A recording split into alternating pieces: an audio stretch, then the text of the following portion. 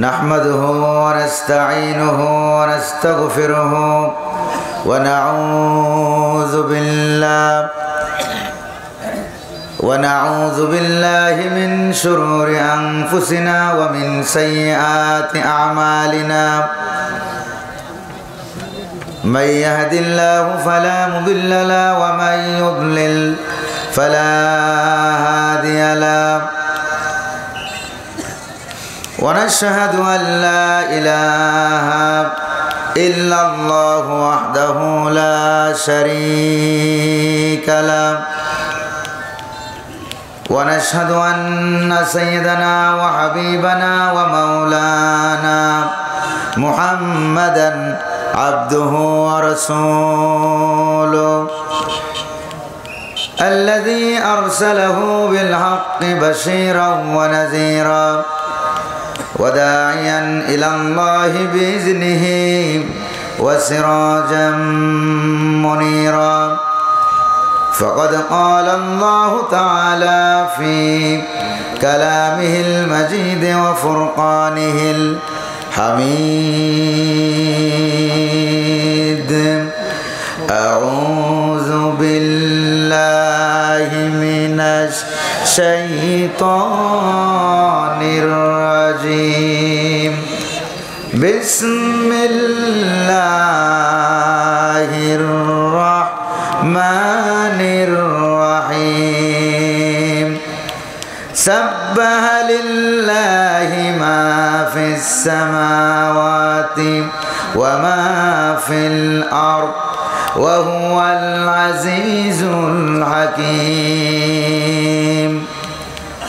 وقال تعالى في شأن حبيبه تعظيما وتكريما إن الله وملائكته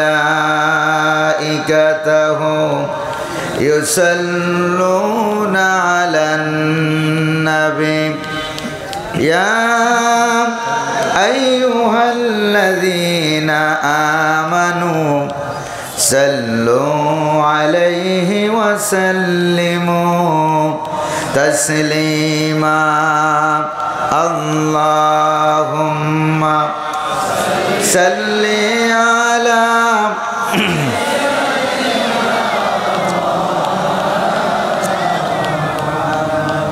وعلى آل سيدنا مولانا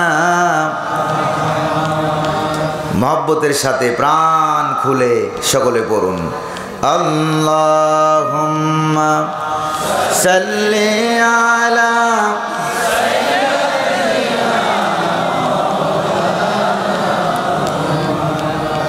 ওয়া আলা আলি সাইয়্যিদিনা মাওলানা বালাগাল উলা بكماله كشف الدجى بجماله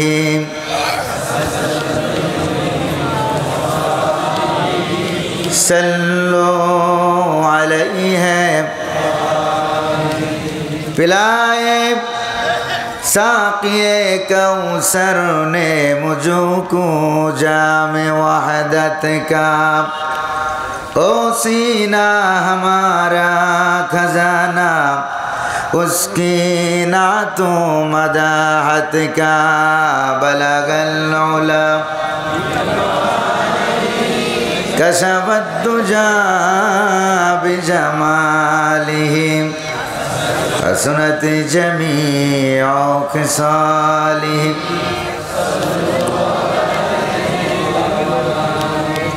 जमाल हुस्न यूसुफ पर फ़क़त आशिक़ ज़ुलैखा थी खुदा खुद जिस पर आशिक़ हो ओ है सूरत मोहम्मद की बलगल उला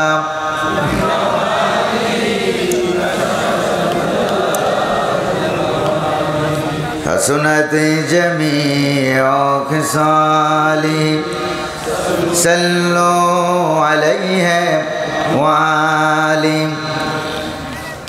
বাংলাদেশের সুনামধন্য জেলা, শেষ প্রান্তের জেলা, দক্ষিণবঙ্গের জেলা, জ্ঞানীগুণী মানুষের জেলা, ইসলামী আন্দোলনের ঘাঁটির জেলা, কক্সবাজার জেলাধীন, উখিয়া উপজেলাধীন, হাজিরপাড়া সিরাত কমিটির উদ্যোগে আয়োজিত 3 দিন ব্যাপী সিরাতুন নবী সাল্লাল্লাহু আলাইহি ওয়াসাল্লাম মাহফিলের আজকের এই দ্বিতীয় দিবসের সাহেবে সদর জনাব সভাপতি রাজাপালং MU ফাজিল ডিগ্রি মাদ্রাসার সম্মানিত অধ্যক্ষ উস্তাজুল আসাতিজা শাইখুল হাদিস জনাব হযরত মাওলানা আব্দুল হক সাহেব দামাত বারকাতুহুল আলিয়া, আজকের মাহফিলের সম্মানিত প্রধান অতিথি বাংলাদেশের ইসলামী আন্দোলনের সিপাহসালার,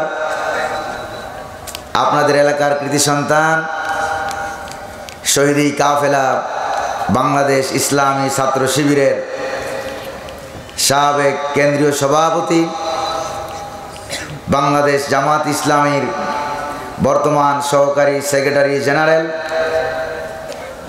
ও vice chairman board of trustees আন্তর্জাতিক ইসলামী বিশ্ববিদ্যালয় চট্টগ্রাম, আলেম দ্বীন হযরতুল আল্লাম মাওলানা মোহাম্মদ শাহজাহান সাহেব আতালাল্লাহু উমরাহু ওয়া বারাকাল্লাহু ফি হায়াতি। আমার আগে উনি অত্যন্ত গুরুত্বপূর্ণ ইসলাম প্রতিষ্ঠায় আমাদের ভূমিকা কী হওয়া উচিত সেটা নিয়ে আলোচনা পেশ করেছেন, বয়ান পেশ করেছেন। আল্লাহ পাক ওনার গারা কদর মালফুজাত থেকে আমাদেরকে ফায়দামান করুন, আমরা বলি আমিন। আজকের মাহফিলের আমি আসার আগে যিনি তাফসির পেশ করলেন, খ্যাতিসম্পন্ন ব্যক্তিত্ব মুফাসসিরে কোরআন জনাব হযরত মাওলানা আবুল ফজল সাহেব, কথা বলেছেন জনাব মাওলানা জয়নুল আবদিন সাহেব, হযরত মাওলানা হাফেজ আবু সাইদ জালালি সাহেব।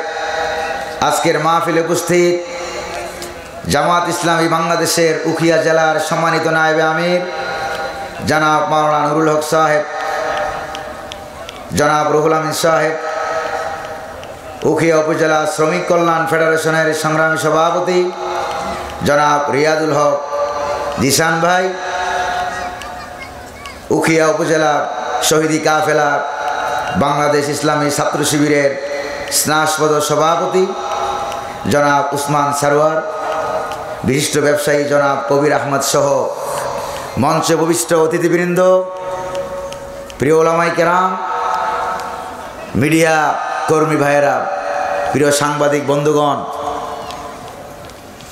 আজকের মাহফিলের বিভিন্ন দায়িত্ব কাজে নিয়োজিত স্বেচ্ছাসেবক কর্মী ভাইয়েরা, পর্দার আড়ালের মা এবং বোনেরা, গভীর রজনী ঠান্ডাকে উপেক্ষা করে আমার সামনে উপস্থিত কোরআন প্রেমিক প্রিয় তৌহিদে জনতা উখিয়াবাসী ভাইরা,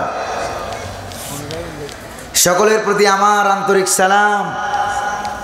আসসালামু আলাইকুম ওয়া রাহমাতুল্লাহি ওয়া বারাকাতুহু। সালামের জবাব যা দিলেন, আমার কাছে মনে হয় কক্সবাজার সদর হাসপাতালে বোধহয় আপনারা ভর্তি আছেন। আপনারা কি সুস্থ নাকি অসুস্থ? এটা টেস্ট করার জন্য আমি আবারও সালাম দিচ্ছি। আসসালামু আলাইকুম ওয়া রাহমাতুল্লাহি ওয়া বারাকাতুহু। আজকের এই মাহফিলে যিনি আমাদেরকে আসার তৌফিক দান করলেন তিনি কে?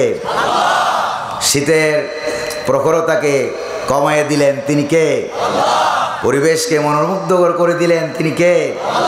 সে আল্লাহ পাকের দরবারে কায়মানুবাককে বীর বিক্রমে সিংহ গর্জনে পুরুষোচিত কণ্ঠে পুরুষের মতো আওয়াজ করে আকাশ বাতাসকে মুখরিত করে অন্তরের গভীর কুন্দর থেকে আল্লাহ পাকের দেওয়া জবান দিয়ে তারই শেখানো ভাষায় আমরা শুকরিয়া জ্ঞাপন করছি। সকলে পড়ছি আলহামদুলিল্লাহ। রব্বানা লাকাল হামদ হামদান কাসীরান তাইয়িবান মুবারাকান ফি শুকরিয়া আদায় করলাম কার? দুরূদ শরীফ পড়লাম কার? দুরূদ শরীফ বলে আল্লাহ।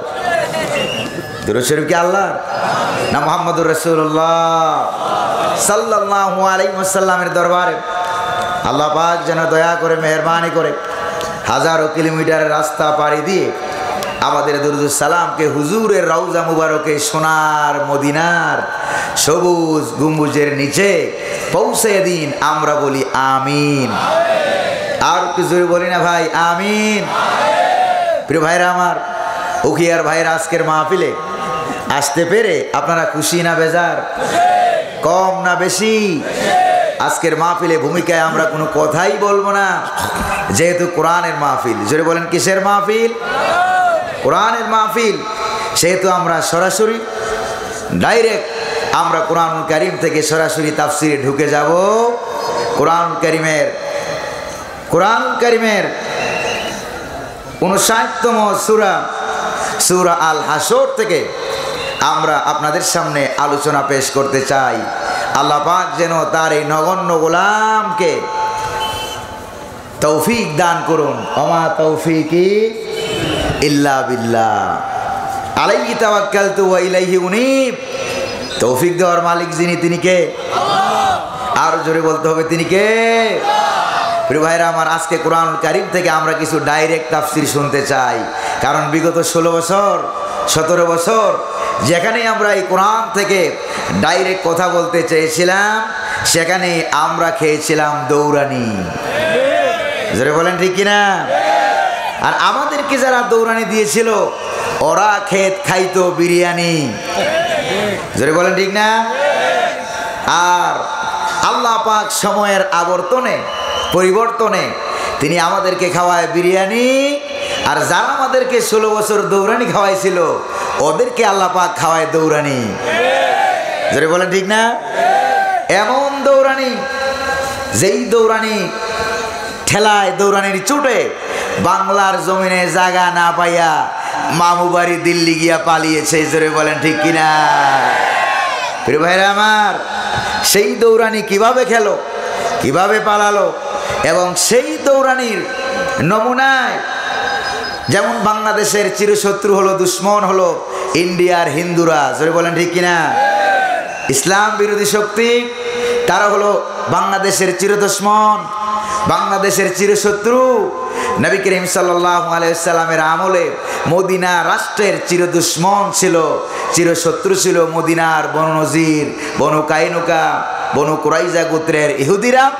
আর তাদের পালে হাওয়া দিয়েছিল মদিনার আব্দুল্লাহ বিন উবাইয়ের নেতৃত্বে মুনাফিক সম্প্রদায়। জোরে বলেন ঠিক কিনা?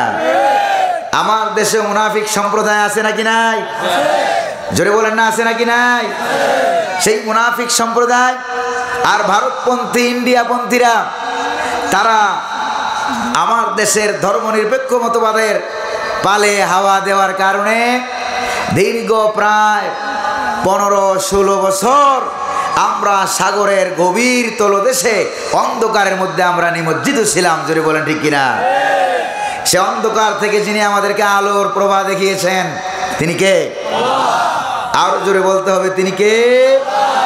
এই জন্য আমরা কোরআনুল কারীম থেকে মদিনা রাষ্ট্রের শত্রু ছিল ইহুদিরা, মুনাফিকেরা, আর বাংলাদেশের দ্বিতীয় বৃহত্তম মুসলিম রাষ্ট্রের শত্রু হলো ইন্ডিয়া, শত্রু হলো তাদের দালালেরা, শত্রু হলো তাদের রয়েরা, এবং সর্বোপরি বাংলাদেশের স্বৈরশাসক জালিম শাসক গোষ্ঠী যারা ছিল ওরা, এবং ধর্মনিরপেক্ষ মতবাদের গোলাম যারা, ওরা। জোরে কোন ঠিক কিনা?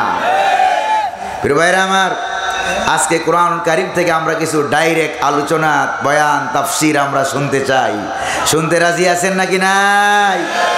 কারা কারা রাজি নাই তারা একটু হাত তুলে দেখান। রাজি নাই না বুঝে নাই? বুঝে নাই। আল্লাহ বুঝার তৌফিক দান করুন, বলি আমিন। আর জোরে বলি আমিন। প্রিয় ভাইরা আমার, বিতাড়িত মরদুদ শয়তানের ওয়াসওয়াসা থেকে পানা চাইবো কার কাছে? আল্লাহ পাকের কাছে পানা চেয়ে পরম করুণাময়, অতীব দয়ালু আল্লাহ সুবহানাহু ওয়া তাআলার নামে আমরা শুরু করি। পড়ুন আমার সাথে, আউযু বিল্লাহি মিনাশ শাইতানির রাজিম। বিসমিল্লাহির রহমানির রহিম সাব্বাহা লিল্লাহি মা ফিস সামাওয়াতি ওয়া মা ফিল আরদ ওয়া হুয়াল আজিজুল হাকীম। সাদাকাল্লাহুল আযীম। কোরআন কারীমের সূরা আল হাসর আয়াত সংখ্যা হলো 24, রুকুর সংখ্যা 3। নবী করিম সাল্লাল্লাহু আলাইহি সাল্লামের হিজরতের পর মদিনা যাওয়ার পরে এই সূরাটা নাজিল হওয়ার কারণে উলুমুল কোরআন, তাফসিরুল কোরআন, কোরআনিক সায়েন্স, উসুল ও তাফসির এর পরিভাষায় এইটাকে বলা হয় মাদানী সূরা। জোরে বলেন কি সূরা বলা হয়? মাদানী সূরা বলা হয়। এই সূরার ভিতরে আল্লাহ পাক নবী করিম সাল্লাল্লাহু আলাইহি সাল্লামের মদিনা রাষ্ট্রের শত্রু ইহুদি যারা ছিল, ইহুদিদেরকে কোন আন্দোলনের মাধ্যমে মুহাম্মদুর রাসূলুল্লাহ সাল্লাল্লাহু আলাইহি সাল্লাম সাহাবায়ে কেরাম মিলে মদিনা রাষ্ট্র থেকে ইহুদিদেরকে পালাতে বাধ্য করেছিলেন, সেই আন্দোলনের চিত্র এখানে ফুটে উঠেছে। আল্লাহু আকবার বলবেন না? যেই আন্দোলনের একই চিত্র ফুটে উঠেছিল আমার প্রিয় জন্মভূমি সোনার বাংলাদেশকে স্বৈরাচার মুক্ত করতে গিয়ে, ইন্ডিয়ার ভারতীয় দালাল মুক্ত করতে গিয়ে বিগত আগস্ট মাসের 5ই আগস্ট, জুলাই মাস থেকে শুরু করে আগস্ট মাস 5ই আগস্ট অর্থাৎ 36শে জুলাই পর্যন্ত যে আন্দোলন ফুটে উঠেছিল, সেই আন্দোলনের চিত্র আর 1500 বছর আগে ইহুদিদের পালাতে বাধ্য করার আন্দোলনের চিত্র, একই চিত্র সূরা হাসরের ভিতরে আল্লাহ পাক তুলে ধরেছেন। আল্লাহু আকবার বলা যাবে না? প্রিয় ভাইরা আমার, আল্লাহর নবী জনাবে মুহাম্মদুর রাসূলুল্লাহ সাল্লাল্লাহু আলাইহি ওয়াসাল্লাম মদিনার রাষ্ট্রের প্রেসিডেন্ট হয়ে গেলেন। জোরে বলেন সুবহানাল্লাহ। ষড়যন্ত্র করল ইহুদিরা কিভাবে হুজুরকে মারা যায়। হুজুর বনু নজির গোত্রে গিয়েছিলেন মুক্তিপণের টাকা পয়সা দিয়ে মুক্তিপণ আদায় করার জন্য। ইহুদিরা বলল, হুজুর আপনি একটু বসেন, বসার পরে আপনার টাকাগুলি আমরা কালেকশন করে এনে দিয়ে যাব। নবীজি তাদের কথা বিশ্বাস করলেন, সেখানে বসে বললেন। এই সুযোগে তারা মনে মনে ভাবলো ইট ইজ হাই টাইম, এটাই তো আসল উপযুক্ত সময় যে মুহাম্মদুর রাসূলুল্লাহকে হত্যা করতে পারলেই গোটা দুনিয়া থেকে ইসলামকে হত্যা করা যাবে। এইরকম ষড়যন্ত্রকারী দল আর গ্রুপ স্বৈরাচার আমার দেশে ছিল কি ছিল না? জোরে বলেন না, ছিল কি না? এক সাগর রক্ত দিয়েছি 71 সালে, রক্ত দিয়েছি আমরা 2024 সালে, প্রয়োজনে আবার রক্ত সমুদ্র হবে। বঙ্গোপসাগর আপনাদের এলাকায় আছে নাকি নাই? জোরে বলেন না, আছে নাকি নাই? প্রয়োজনে গোটা বঙ্গোপসাগরের পানিগুলো রক্তে রঞ্জিত হয়ে যাবে। তারপরে আমরা বাংলার জমিনে কোরআনুল কারীমের শাসন ব্যবস্থা আমরা দেখতে চাই। রাজি আছেন নাকি নাই? কারা কারা রাজি? দুহাত উঁচু করে স্লোগান দিয়া আল্লাহকে দেখান।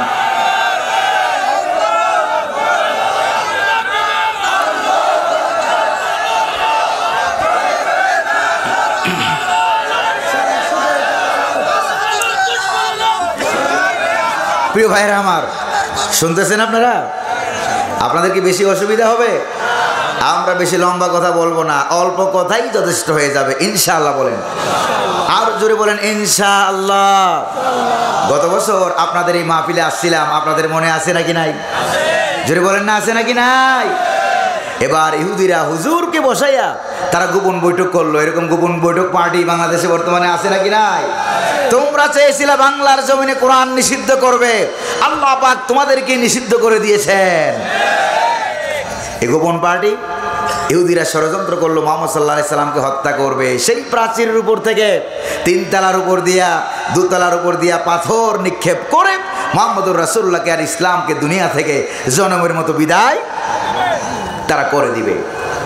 তারা যখন এই ষড়যন্ত্র করল, হুজুর বসে আছেন। এরপরে আল্লাহ রাব্বুল আলামিন হযরত জিবরাইল আলাইহিস সালামকে পাঠিয়ে দিলেন, জিবরাইল জলদি করে যাও, আমার হাবিবকে বলো ইহুদিরা ষড়যন্ত্র করেছে, হুজুরকে মেরে ফেলবে, তিনি যেন এক্ষুনি এই জায়গা থেকে প্রস্থান করে মুসলমানদের এরিয়ায় গিয়ে। তাই নাকি? আল্লাহর নবী এখান থেকে চলে গেলেন। যাওয়ার পর 10 দিনের আলটিমেটাম দিয়ে দিলেন। এবার আপনারা বলেন, আল্লাহ নবী হত্যা করা ছোট অপরাধ না বড় অপরাধ? ছোট অপরাধ না বড় অপরাধ? কুফরি হয়ে যাবে, ইমান থেকে খারিজ হয়ে যাবে। তারা তো আগের থেকে ইহুদি আর মুশরিক, তারাই হলো মুসলমানদের চূড়ান্ত দুশমন। ঘোষণাটা কি মোল্লার না আল্লাহর? আরো জোরে বলতে হবে, আকার। আল্লাহ রাব্বুল আলামিন কোরআনে কারীমে সূরা তাওবায় বলেন, লাতাজিদান্না আসাদ্দান নাসি আদাওয়াতাল লিল্লাযীনা আমানুল ইয়াহুদা ওয়াল্লাযীনা আশরাকু। নবী হে, আপনি মুসলমানদের চূড়ান্ত দুশমন হিসাবে যাদেরকে পাবেন, 1 নম্বরে হলো ইহুদিরা আর 2 নম্বরে হলো মুশরিকেরা। আমাদের চতুর্দিকে মুশরিকেরা আমাদেরকে ঘেরাও করে আছে, তাদের অস্ত্রের ঝনঝনানি কিছুদিন পর পর আমাদেরকে দেখায়। চিল্লা এখন ঠিক কিনা? কোনো অস্ত্র কাজ হবে না, কোনো অস্ত্র কাজ হবে না। তোমাদের আছে বিমান আর কামান, অস্ত্র আর বিমান কামান, আর আমাদেরকে আল্লাহ পাক দান করেছেন মজবুত ইমান। ফাঁসির মঞ্চে গিয়েও আমরা জীবনের গান গাইতে জানি। জোরে বলেন ঠিক না? প্রিয় ভাইরা আমার, মুহাম্মদ সাল্লাল্লাহু আলাইহি সাল্লাম আসলেন, এসে ইহুদিদের কাছে নোটিশ পাঠিয়ে দিলেন 10 দিনের আলটিমেটাম। কয় দিনের? আর আমাদের বাংলাদেশে দেওয়া হয়েছিল 5ই আগস্টের আলটিমেটাম। এর মধ্যে ক্ষমতা ছাড়তে হবে। জোরে কোন ঠিক কিনা? ছাত্ররা দিয়েছিল প্রথম 9 দফা। জোরে বলেন না, কয় দফা? প্রথম দিয়েছিল 9 দফা। এবার 9 দফার রক্তে রঞ্জিত হওয়ার কারণে 9-এর মাথাটা রক্তের কারণে গুল হয়ে গেছে। জোরে বলেন ঠিক কিনা? 9-এর মাথা গুল হয়ে গেল। আগে ছিল 9, এখন কত হলো? এখন হলো 1 দফা। 1 দফা ক্ষমতা ছাড়তেই হবে, না হয় আমরা লক্ষ লক্ষ মানুষ জীবন দেব। জোরে বলেন ঠিক কিনা? আপনাদের কক্সবাজারে বুধে আন্দোলন হয় নাই? আলটিমেটাম বুধে দেওয়া হয় নাই? মুহাম্মদুর রাসূলুল্লাহ বনু নাজির ইহুদি গোত্রের বিরুদ্ধে 10 দিনের আলটিমেটাম দিলেন। জোরে বলেন কয় দিনের? 10টা দিনের আলটিমেটাম দিলেন। 10 দিনের ভিতরে তোমরা তোমাদের বাড়িঘর, অফিস আদালত, এলাকা ছেড়ে শাম দেশে বা খাইবরে গিয়ে আশ্রয় নিবা। কারণ নবী হত্যা করতে চেয়েছো, তোমাদের আর ইসলামী রাষ্ট্রের ভিতরে থাকার কোনো অধিকার নাই। আল্লাহু আকবার বলবেন না? আমরাও বলি, নায়েবে রাসূল এখন তো আর নবী নাই, নায়েবে রাসূলদেরকে তোমরা হত্যা করেছো। জোরে বলেন ঠিক কিনা? নায়েবে নবীদেরকে হত্যা করেছো, ইসলামী আন্দোলনের নেতৃবৃন্দকে হত্যা করেছো, ফাঁসির মঞ্চে ঝুলিয়েছ। কোরআনের পাখি আল্লামা শহীদ সাইদি রহমতুল্লাহ আলাইহিকে 13টা বছর জেলখানার ভিতরে ঢুকাইয়া তোমরা নির্যাতন করে, রিমান্ড দিয়ে, শাস্তি দিয়ে, অবশেষে ইনজেকশন পুস্টিং করে তোমরা তাকে হত্যা করেছ। আমরাও বলি, বাংলার জনগণ খেপে গেছে। তোমাদেরও আলটিমেটাম, এই দেশে থাকার অধিকার তোমাদেরও না। একদিকে মদিনার ইহুদিরা, আরেকদিকে বাংলার ধর্মনিরপেক্ষ মতবাদের গোলামেরা। চিল্লায় কোন ঠিক কিনা? মদিনার ইহুদিরা মদিনায় থাকতে পারছে? জোরে বলেন না, পারছে? পারে নাই। বাংলার জমিনে ধর্মনিরপেক্ষ মতের গোলামেরাও তারাও থাকতে পারে নাই। এমন ভাবে পালাইছে 2024 সালে কোরআনের পাখি তিনি বলেছিলেন চট্টগ্রামের আউটার স্টেডিয়াম ময়দানে আয়াতুল কুরসির তাফসীর করতে গিয়ে তিনি বলেছিলেন, গাছের আগায় উঠে বেশি লাফালাফি করব না, মূলে আছে 12 কোটি। জোরে বলেন কত কোটি? মূলে আছে 12 কোটি। আস্তে করে কোরআন নাড়া দেবে, মামুবাড়ি দিল্লি গিয়ে পড়বা, বাংলার জমিনে জায়গা হবে না। 24 বছর পরে হলেও সত্য হয়েছে না হয় নাই? প্রিয় ভাইরা আমার, শুনতেছেন নাকি আপনারা? আপনাদের কি বেশি অসুবিধা হবে বোধ হয়? প্রিয় ভাইরা আমার, নবীজি আলটিমেটাম দিয়ে দিলেন কয় দিনের? 10 দিনের ভিতরে সব পালিয়ে যাও। 10 দিন যেতে না যেতেই মক্কা শরীফের, মদিনা শরীফের মুনাফিকদের সর্দার নাম ছিল আব্দুল্লাহ বিন উবাই। নাম কি? আব্দুল্লাহ বিন উবাই। সে দৌড়ে চলে গেল দুর্গে, ইহুদিদের দুর্গে যাইয়া বনু নাজির পুত্রের ইহুদি নেতার সাথে আঘাত করলো আর বলল, কই মুহাম্মদের কোনো অস্ত্র নাই, কোনো টাকা নাই, কোনো পয়সা নাই, তোমরা মোহাম্মদের এক আলটিমেটামে বাপ দাদার 14 গোষ্ঠী এত বছর তোমরা ক্ষমতায় ছিলা, এগুলি ছাইরা তোমরা দেশ ছাইরা পালাইয়া যাবা, এটা হতে পারে না, এটা হতে পারে না। এখানে বাংলাদেশের ছাত্র আন্দোলনে ইন্ডিয়ার যেই ভূমিকা ছিল, মুহাম্মদুর রাসূলুল্লাহর বনু নাজিরের পুত্রের অবরোধের আন্দোলনে মুনাফিকদের সেই একই ভূমিকা ছিল। জোরে কোন ঠিক কিনা? এরকম মুনাফিক বুঝে এখন নাইটাই জোরে বলেন না, আছে নাকি নাই? আছে। মুনাফিকদের নেতা গিয়ে বললো, শোনো, প্রয়োজনে আমার পক্ষ থেকে আমি 2000 সৈন্য দেবো। কয় হাজার? 2000 সৈন্য দেব। তাও দিয়েছে তারা সৈন্য, 2000 সৈন্য দেব। আর তোমরা হইলে ইহুদি গোত্র, বনি ইসরায়েলের জাতি, তোমাদের বাড়িঘরগুলো চতুর্দিক দিয়ে খেজুর বাগান বেষ্টিত, এত সহজে তোমাদের উপরে হামলা করতে পারবে না, অবরোধ করতে পারবে না। বাড়িঘর উপরের দিকে 2 তলা 3 তলা, আবার মাটির নিচেও গভীর সুড়ঙ্গ আছে নাকি না? এত এত তোমাদের ক্ষমতা, কাজেই আমরা দিয়ে দেব 2000 সৈন্য। এবার ইন্ডিয়ারাও আমাদেরকে দিয়েছিল, তাদের আমাদের বিরুদ্ধে লাগাবার জন্য জালেমদের পক্ষ অবলম্বন করে ওরাও প্রায় 86,000 সৈন্য দিয়েছিল। জোরে বলেন ঠিক কিনা? জোরে কোন না? কয় হাজার? 86,000 সৈন্য তারা দিয়েছিল। প্রিয় ভাইরা আমার, এবার 10 দিন পেরিয়ে গেল, মুনাফিকরা আর ইহুদিদেরকে এলাকা থেকে পালিয়ে যেতে দিল না, আতাত করলো। 10 দিন পর মুহাম্মদ সাল্লাল্লাহু আলাইহি সাল্লাম ঘোষণা দিয়ে দিলেন, আমার সাহাবীরা যার কাছে যা আছে নিয়ে নেমে পড়ো। হুকুম কার?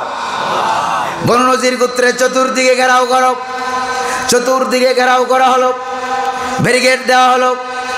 এরপরে অবরোধ তৈরি করা হলো, হরতাল তৈরি করা হলো, জায়গায় জায়গায় মিছিল চলছে, মিছিল চলছে, মিটিং চলছে, অবরোধ তৈরি হয়ে গেছে। এবার মুনাফিকরা তাদের দলবল নিয়ে তারা গেছে পালাইয়া, কারণ মুনাফিকদের চরিত্র হইল পালাইয়া যাওয়া। জোরে বলেন ঠিক কিনা? বাংলাদেশে আমরা দেখেছি দাড়ি টুপি জুব্বাওয়ালা কত বড় মুনাফিক শাহবাগে গিয়া তাদের সাথে আতাত করেছে। জোরে কোন ঠিক কিনা? তাদের সাথে আতাত করেছে আর বলেছে, তোমাদের সাথে নাস্তিক বাম আর রাম আর মুরতাদ, তাদের সাথে তাল মিলাইয়া আমরাও দেলোয়ার হোসেন সাইদির ফাঁসি চাই। এরকম কাট্টা মুনাফিক আলেম নামের অজংখ্য বাংলার জমিনে ছিল কি ছিল না?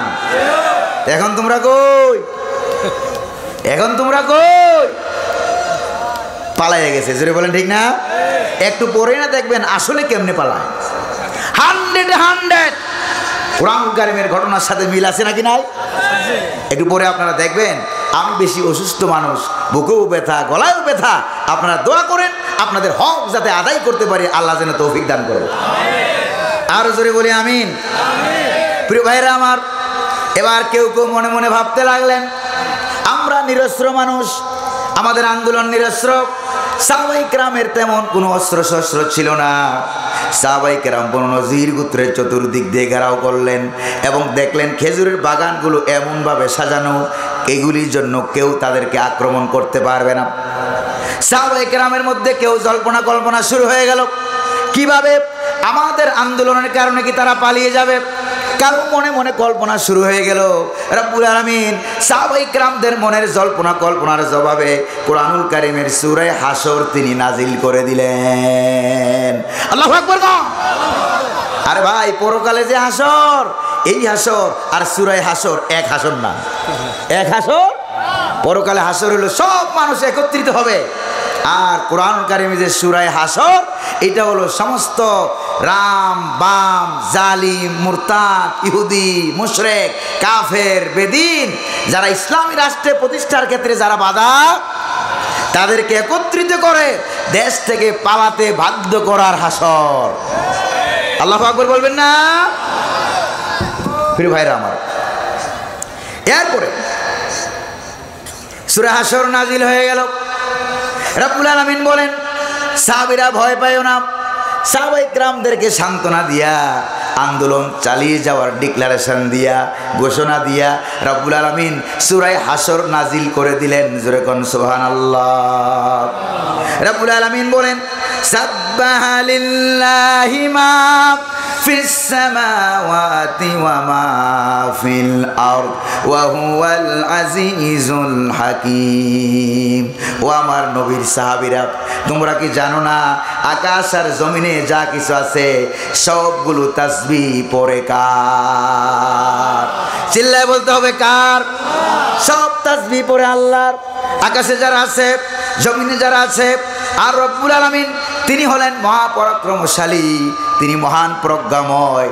তার শক্তির কাছে কারো শক্তি কুলাবে না, তার বুদ্ধির কাছে কারো বুদ্ধি কুলাবে না। জোরে কোন ঠিক কিনা?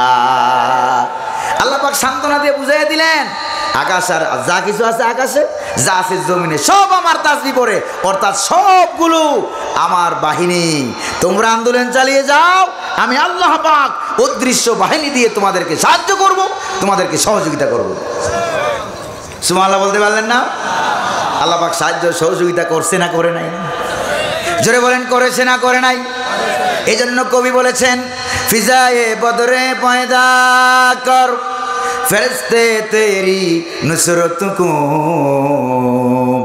ফিজায়ে বদরে পয়দা কর फरिश्ते तेरी नुसरत को उतर सकती है गर्दों से कतर अंदर कतर अब्बी। मुसलमान যদি দাবি করো বদরের মুসলমানদের মতো ঈমান আনো, তাহলে আমি আল্লাহ আকাশ থেকে কাতারে কাতারে ফেরেশতা দিয়া তোমাদেরকে সাহায্য করব। সুবহানাল্লাহ বলবেন না? এবার রব্বুল আলামিন কেমনে সাহায্যটা করেছে এই আন্দোলনকে দেখেন। রব্বুল আলামিন বলেন সমস্ত বাহিনী তো আমার। তোমরা এটা মনে মনে ভাববা না আন্দোলনকারীরা, ছাত্র আন্দোলন, বৈষম্য বিরোধী আন্দোলন, তাদের আন্দোলনকে সাকসেস করার জন্য আল্লাহ পাক ছোট ছোট স্কুল, কলেজ, প্রাইমারি স্কুল, মাদ্রাসা, তারপরে ইউনিভার্সিটির বাচ্চাদেরকে আল্লাহ পাক মাঠে নামাইয়া দিলেন। জোরে বলেন ঠিক কিনা? বাচ্চাদেরকে আল্লাহ পাক মাঠে নামাইয়া দিলেন। আল্লাহর সাহস, শক্তি এবং ক্ষমতা আল্লাহ পাক বাচ্চাদের কলিজার ভিতরে দিয়ে দিলেন।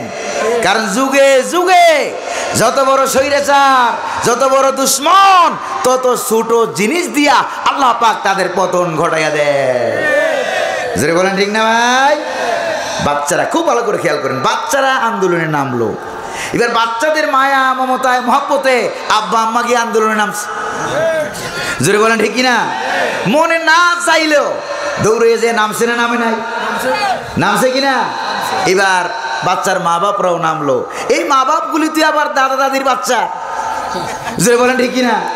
আবার আছে নানা নানি, 14 গোষ্ঠীকে আল্লাহ পাক বাচ্চা ধরে টান মারলেন, 14 গোষ্ঠী বিশ্ব রোডে নামতে বাধ্য হলো। আল্লাহু আকবার বলবেন না? এই কামটা আল্লাহ পাক করলেন। রব্বুল আলামিন বলেন আন্দোলন চালিয়ে যাও। তবে আন্দোলনের কারণে বনু নজির গোত্রের ইহুদিরা যে পালাতে বাধ্য হয়েছে, বাংলার জমিনে যারা মাহফিলে বাধা দিত, তাফসিরে যারা বাধা দিত, যাদের কারণে আমরা ডাইরেক্ট কথা বলতে পারতাম না, তাদের কি এই আন্দোলনের কারণে রব্বুল আলামিন দেশ থেকে পালাতে বাধ্য করেছেন। জোরে বলেন ঠিক কিনা? এবার আল্লাহ পাক আন্দোলনকারীদেরকে উল্লেখ করে আল্লাহ পাক কি বলেন দেখেন। হুয়াল্লাযী আখরাজাল্লাযীনা কাফারু মিন আহলিল কিতাবি মিন দিয়ারিহিম লিআউয়ালিল হাশরি। আল্লাহ পাক বলেন আল্লাহ হচ্ছেন তিনি যিনি মদিনা শরীফের ইহুদিদেরকে, আহলে কিতাবদেরকে তিনি আপন কুদরতে তাদের বাড়িঘর সমূহ থেকে 14 গোষ্ঠীকে একত্রিত করে পালিয়ে যেতে বাধ্য করেছেন। বাংলার ইতিহাসে এমন কোন ইতিহাস আছে নাকি যে 300 জনের বেশি এমপি মন্ত্রী সব কয়েকদিনে এক রাতে উধাও হয়ে গেছে? জোরে বলেন না, এরকম আছে নাকি? আছে বাংলার ইতিহাসে?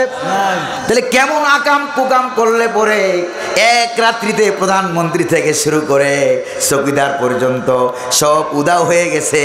যারা জায়গা দিয়েছে তারা হলো ইন্ডিয়া। জোরে বলেন ঠিক কিনা? তাহলে ইন্ডিয়া কি আশ্রয় নিয়েছ? আমেরিকা জায়গা দেয় নাই, ইউরোপ জায়গা দেয় নাই, পাকিস্তান জায়গা দেয় নাই, রাশিয়াও জায়গা দেয় নাই, তোমাদেরকে জায়গা দিল ইন্ডিয়া, ভারত। তাহলে বোঝা গেল বাংলার জমিনে একমাত্র ভারতের রাজাকার আর ভারতের দালাল হইলা তোমরা। চিল্লায় কও ঠিক কিনা? এরকম দালাল টালাল বোধহয় আপনাদের এলাকায় নাইটাই বোধহয় সব থাকলো আল্লাহর ওলি হয়ে গেছে। ব্যাপারটা কিরকম নাকি? দালাল আছে নাকি নাই? দালালের কোনো অভাব চিল্লা এখন ঠিক কিনা? প্রিয় ভাইরা আমার, আল্লাহ পাক বলেন আন্দোলনের কোনো ক্রেডিট নাই। ক্রেডিট কার? ক্রেডিট কার?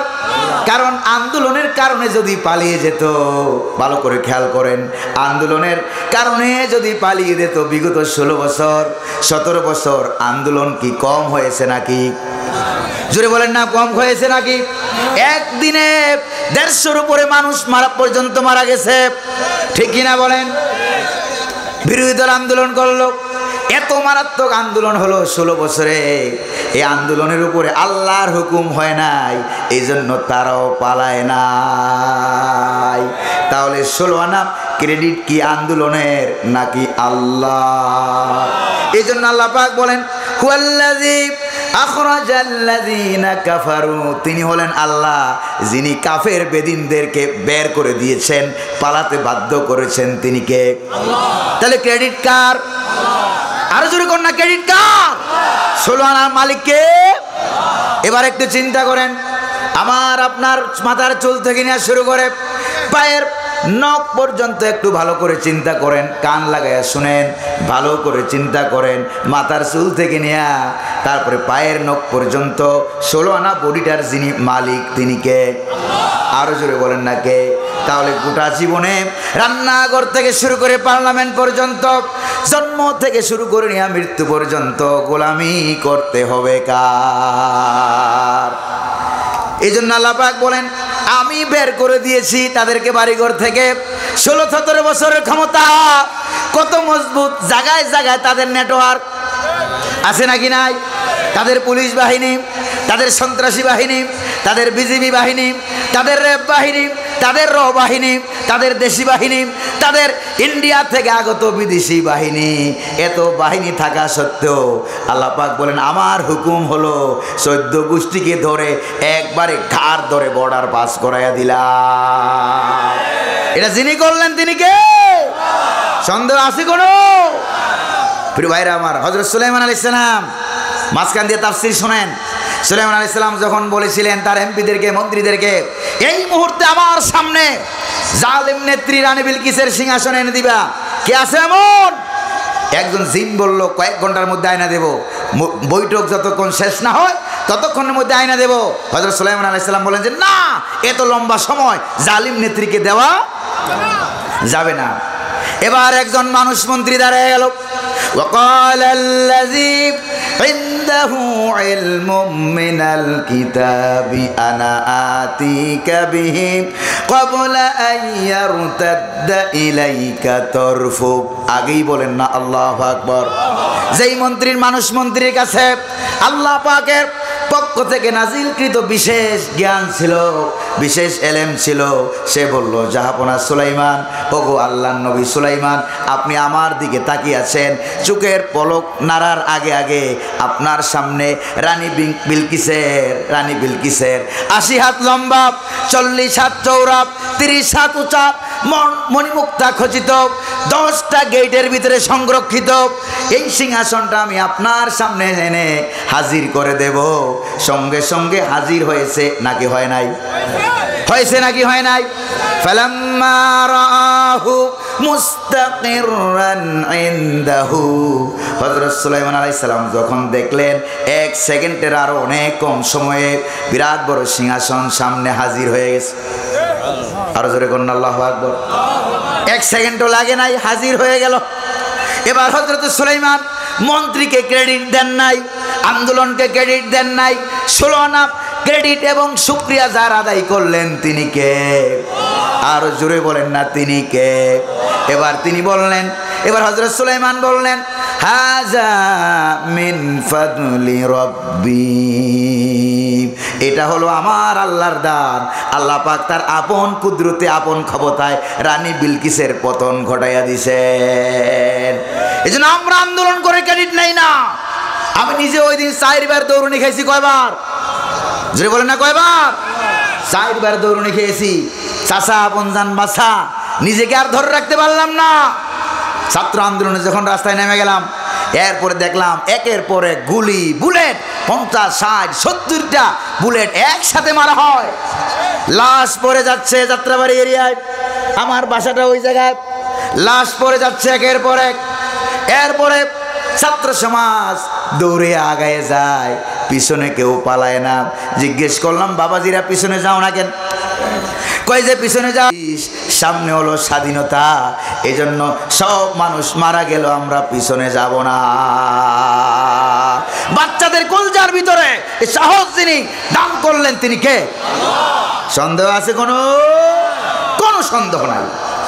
প্রিয় ভাইরা আমার, শুনতেছেন নাকি আপনারা? শুনতেছেন নাকি আপনারা? রাত্র গভীর হয়ে গেছে। যেই সময়ে অন্য দিন বয়ান শেষ করি, আজকে ওই সময়ে শুরু করলাম, এই জন্য আপনাদের কষ্ট হবে। কিন্তু আগামীকাল আপনারা থাকলেও তো আমি তো এখানে থাকবো না। জোরে বলেন ঠিক কিনা? এই জন্য আমাকে দাওয়াত দিয়ে কি আপনারা বাড়ি যেয়ে ঘুমাবেন নাকি? জোরে বলেন না, ঘুমাবেন নাকি? প্রিয় ভাইরা আমার, এই আন্দোলনকারী ছাত্রদেরকে জিজ্ঞেস করলাম, কেন পালাও না? আল্লাহ আমাদেরকে এমন শক্তি দিয়েছে, যদি মরতে পারি, জালিমকে সরাইয়া যদি মরতে পারি, জালিম সরানোর আন্দোলনে যদি মরতে পারি, তাহলে তো শুধু মরা হবে না, তাহলে আল্লাহ পাক আমাদেরকে যেন শাহাদতের মৃত্যু নসিব করে। ये शहादत गाहे उल्फत में कदम रखना, ये शहादत गाहे उल्फत में कदम रखना, लोगों समझते हैं आशा है मुसलमान होना।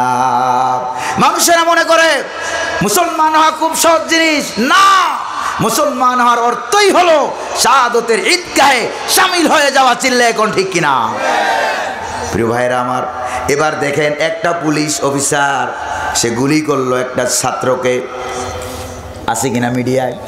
একটা পুলিশ অফিসার একটা ছাত্রকে গুলি করলো। গুলি করার পর মারা গেল।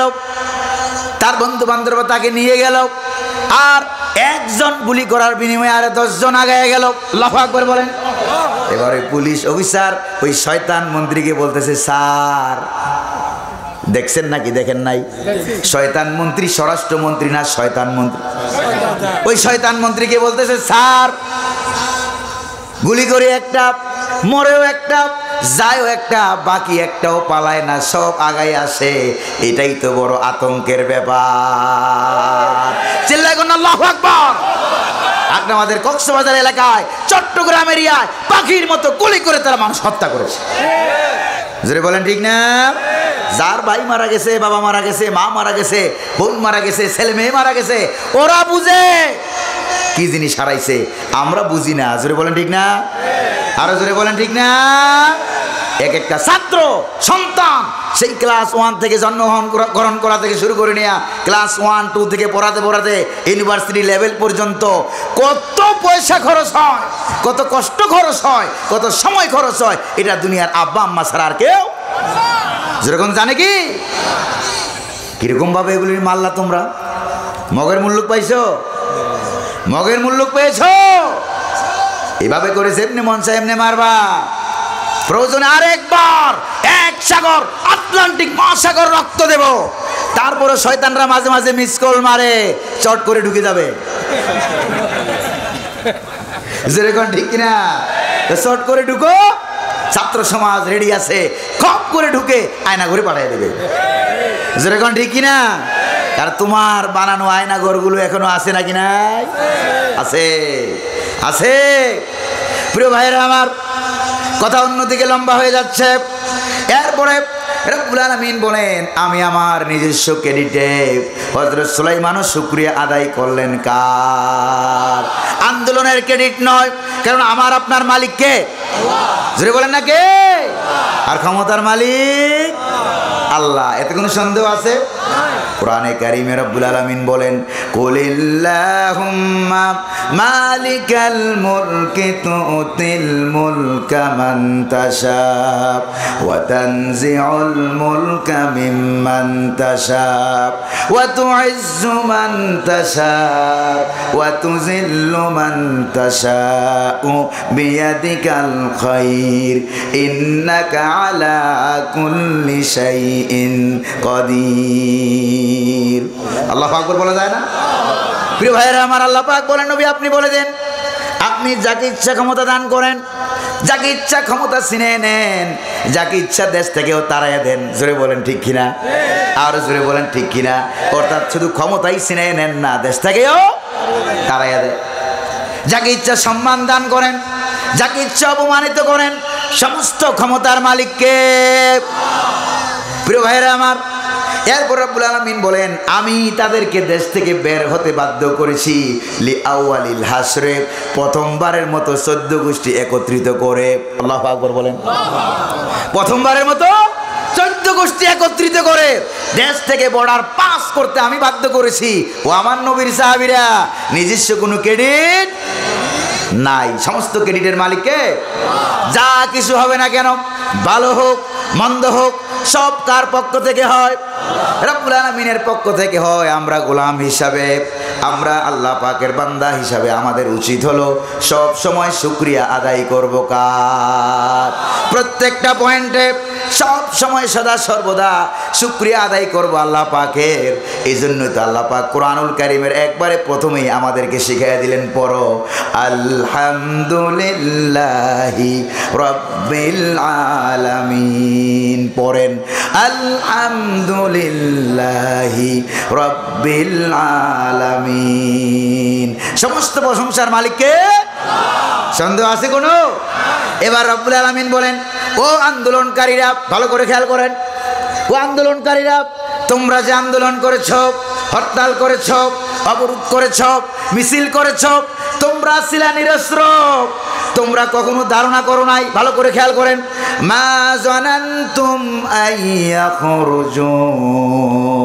ও আন্দোলনকারীরা, তোমরা এটা কখনো মনে করো নাই যে তোমাদের বৈষম্য বিরোধী আন্দোলনে ওরা দেশ ছেড়ে পালিয়ে যাবে। এইটা কিন্তু আন্দোলনকারীরাও কখনো কল্পনা করে নাই। আমরা এটা কল্পনা করেছি? সাহাবায়ে কেরাম কল্পনা করেছে? কেউ কল্পনা করে নাই যে ওরা আমাদের আন্দোলনে দেশ ছেড়ে পালিয়ে যাবে। এমনকি তারা যখন পালিয়ে গেল, পালিয়ে যাওয়ার পরেও মুরব্বীরা এসে বলছে, আসলে কি পালাইছে কিনা, আসলে কি পালাইছে কিনা? জোরে বলেন ঠিক কিনা? পালানোর পরেও মানুষেরা জিজ্ঞেস করে, আসলে পালাইছে কিনা? এবার আপনারা বলেন, আসলে পালাইছে কিনা? শুধু কি বড় শয়তান পালাইছে, না আপনাদের এলাকায় ছোট খাটো যে ইবলিসের বাচ্চারা ছিল ওরাও পালাইছে নাকি পালায় নাই? আল্লাহ পাক বলেন, আমি পালাইতে বাধ্য করলাম। এরপর আল্লাহ পাক বলেন, ওয়াজান্নু আন্নাহুম মানিআতুহুম হুসুনুহুম মিনাল্লাহ। আগেই বলেন না আল্লাহু আকবার, আরো জোরে বলেন না আল্লাহু আকবার। এরপর রব্বুল আলামিন বলেন, যারা পালিয়ে গেল, যারা ছিল স্বৈরাচার, যারা ছিল ডিক্টেটর, বনু নজির গোত্রের ইহুদিরা, তারা যে পালাতে বাধ্য হলো, রব্বুল আলামিন বলেন, ওরা নিজেরাও কখনো কল্পনা করে নাই যে 16-17 বছরের সংসার ছেড়ে, ক্ষমতা ছেড়ে, দেশি বিদেশি বাহিনীর বেষ্টন ছেড়ে, সৈন্য দুর্গ ছেড়ে একদিন আমাদেরকে পালিয়ে যেতে হবে। এটা যারা পালিয়ে গেছে তারাও কখনো কল্পনা করে নাই। এই জন্যই তারা রান্না করেছিল পোলাও, কুরমা, বিরিয়ানি।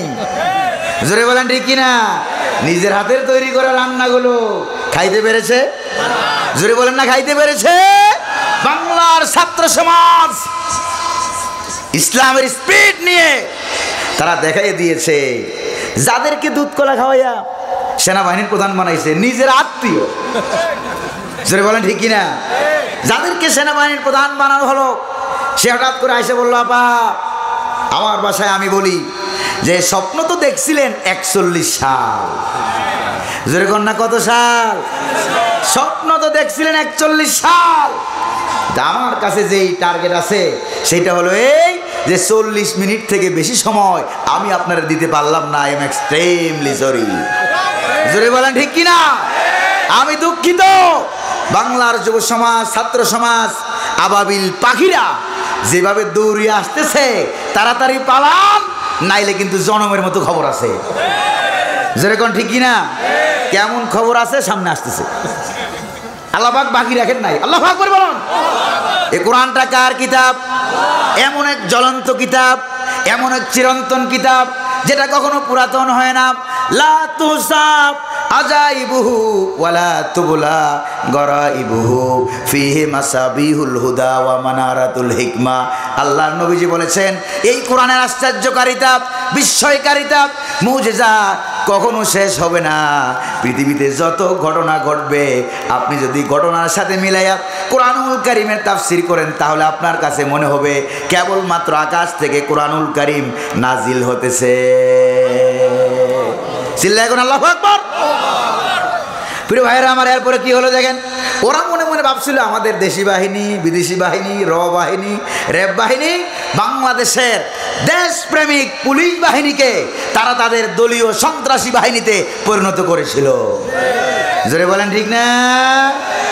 এমনভাবে ওরা আগাম কুগাম করলো। আল্লাহ পাক বলেন ওরা তো মনে করেছিল তাদের সৈন্যবাহিনীরা, তাদের ইন্ডিয়ার দাদারা ওদেরকে রক্ষা করবে। যেরকম রক্ষা করতে পারছে? ওরা মনে করেছিল টাকা দিয়ে কি হয়, সব কিছু হয়। টাকার বস্তার উপরে টাকা দিয়ে তো সব বানাইয়া ঘুমাইছে। এরকম পাগল ছাগল আছে নাকি নাই? কিন্তু টাকার বস্তা থুইয়া পালানো লাগছে তোমার টাকা তোমারে বাঁচাইতে। জোরে বলেন না পেরেছে নাকি? আর জোরে বলেন পেরেছে নাকি? আল্লাহ পাক বলেন এরপর রব্বুল আলামিন বলেন এরা মনে মনে ভেবেছিল তাদের দুর্গ, তাদের টাকা পয়সা, দেশি বিদেশি সৈন্যরা, দলীয় ক্যাডার আর সন্ত্রাসীরা জায়গায় জায়গায় তারা অস্ত্র ছেড়ে দিয়েছিল। জোরে বলেন ঠিক কিনা? তাদের অস্ত্রগুলো, সৈন্যগুলো তাদেরকে রক্ষা করবে। এবার আল্লাহ পাক বলেন ফাআতাহুমুল্লাহু মিন হাইসু লাম ইয়াহতাসিবু। আল্লাহু আকবার বলেন। আল্লাহ রাব্বুল আলামিন বলেন হঠাৎ এমন দিক থেকে আযাব এসে গেল তারা কখনো কল্পনাও করতে, যে অফিসার বানাইলাম আমারে বাঁচাবার জন্য সে এসে বলতেছে পালাও। আল্লাহু আকবার বলবেন না? এটা কি সহজ কথা আপনারা মনে করেন? এটা কি সহজ না কঠিন? কত বড় মারাত্মক কথা। যেখানে বাঁচবার কথা, বাঁচাইবার কথা, সেখান থেকে বলতেছে পালাও। ওই জন্য দেহরক্ষীরা দেহবক্ষী হয়ে যায়। ইশারা কার? হুকুম কার?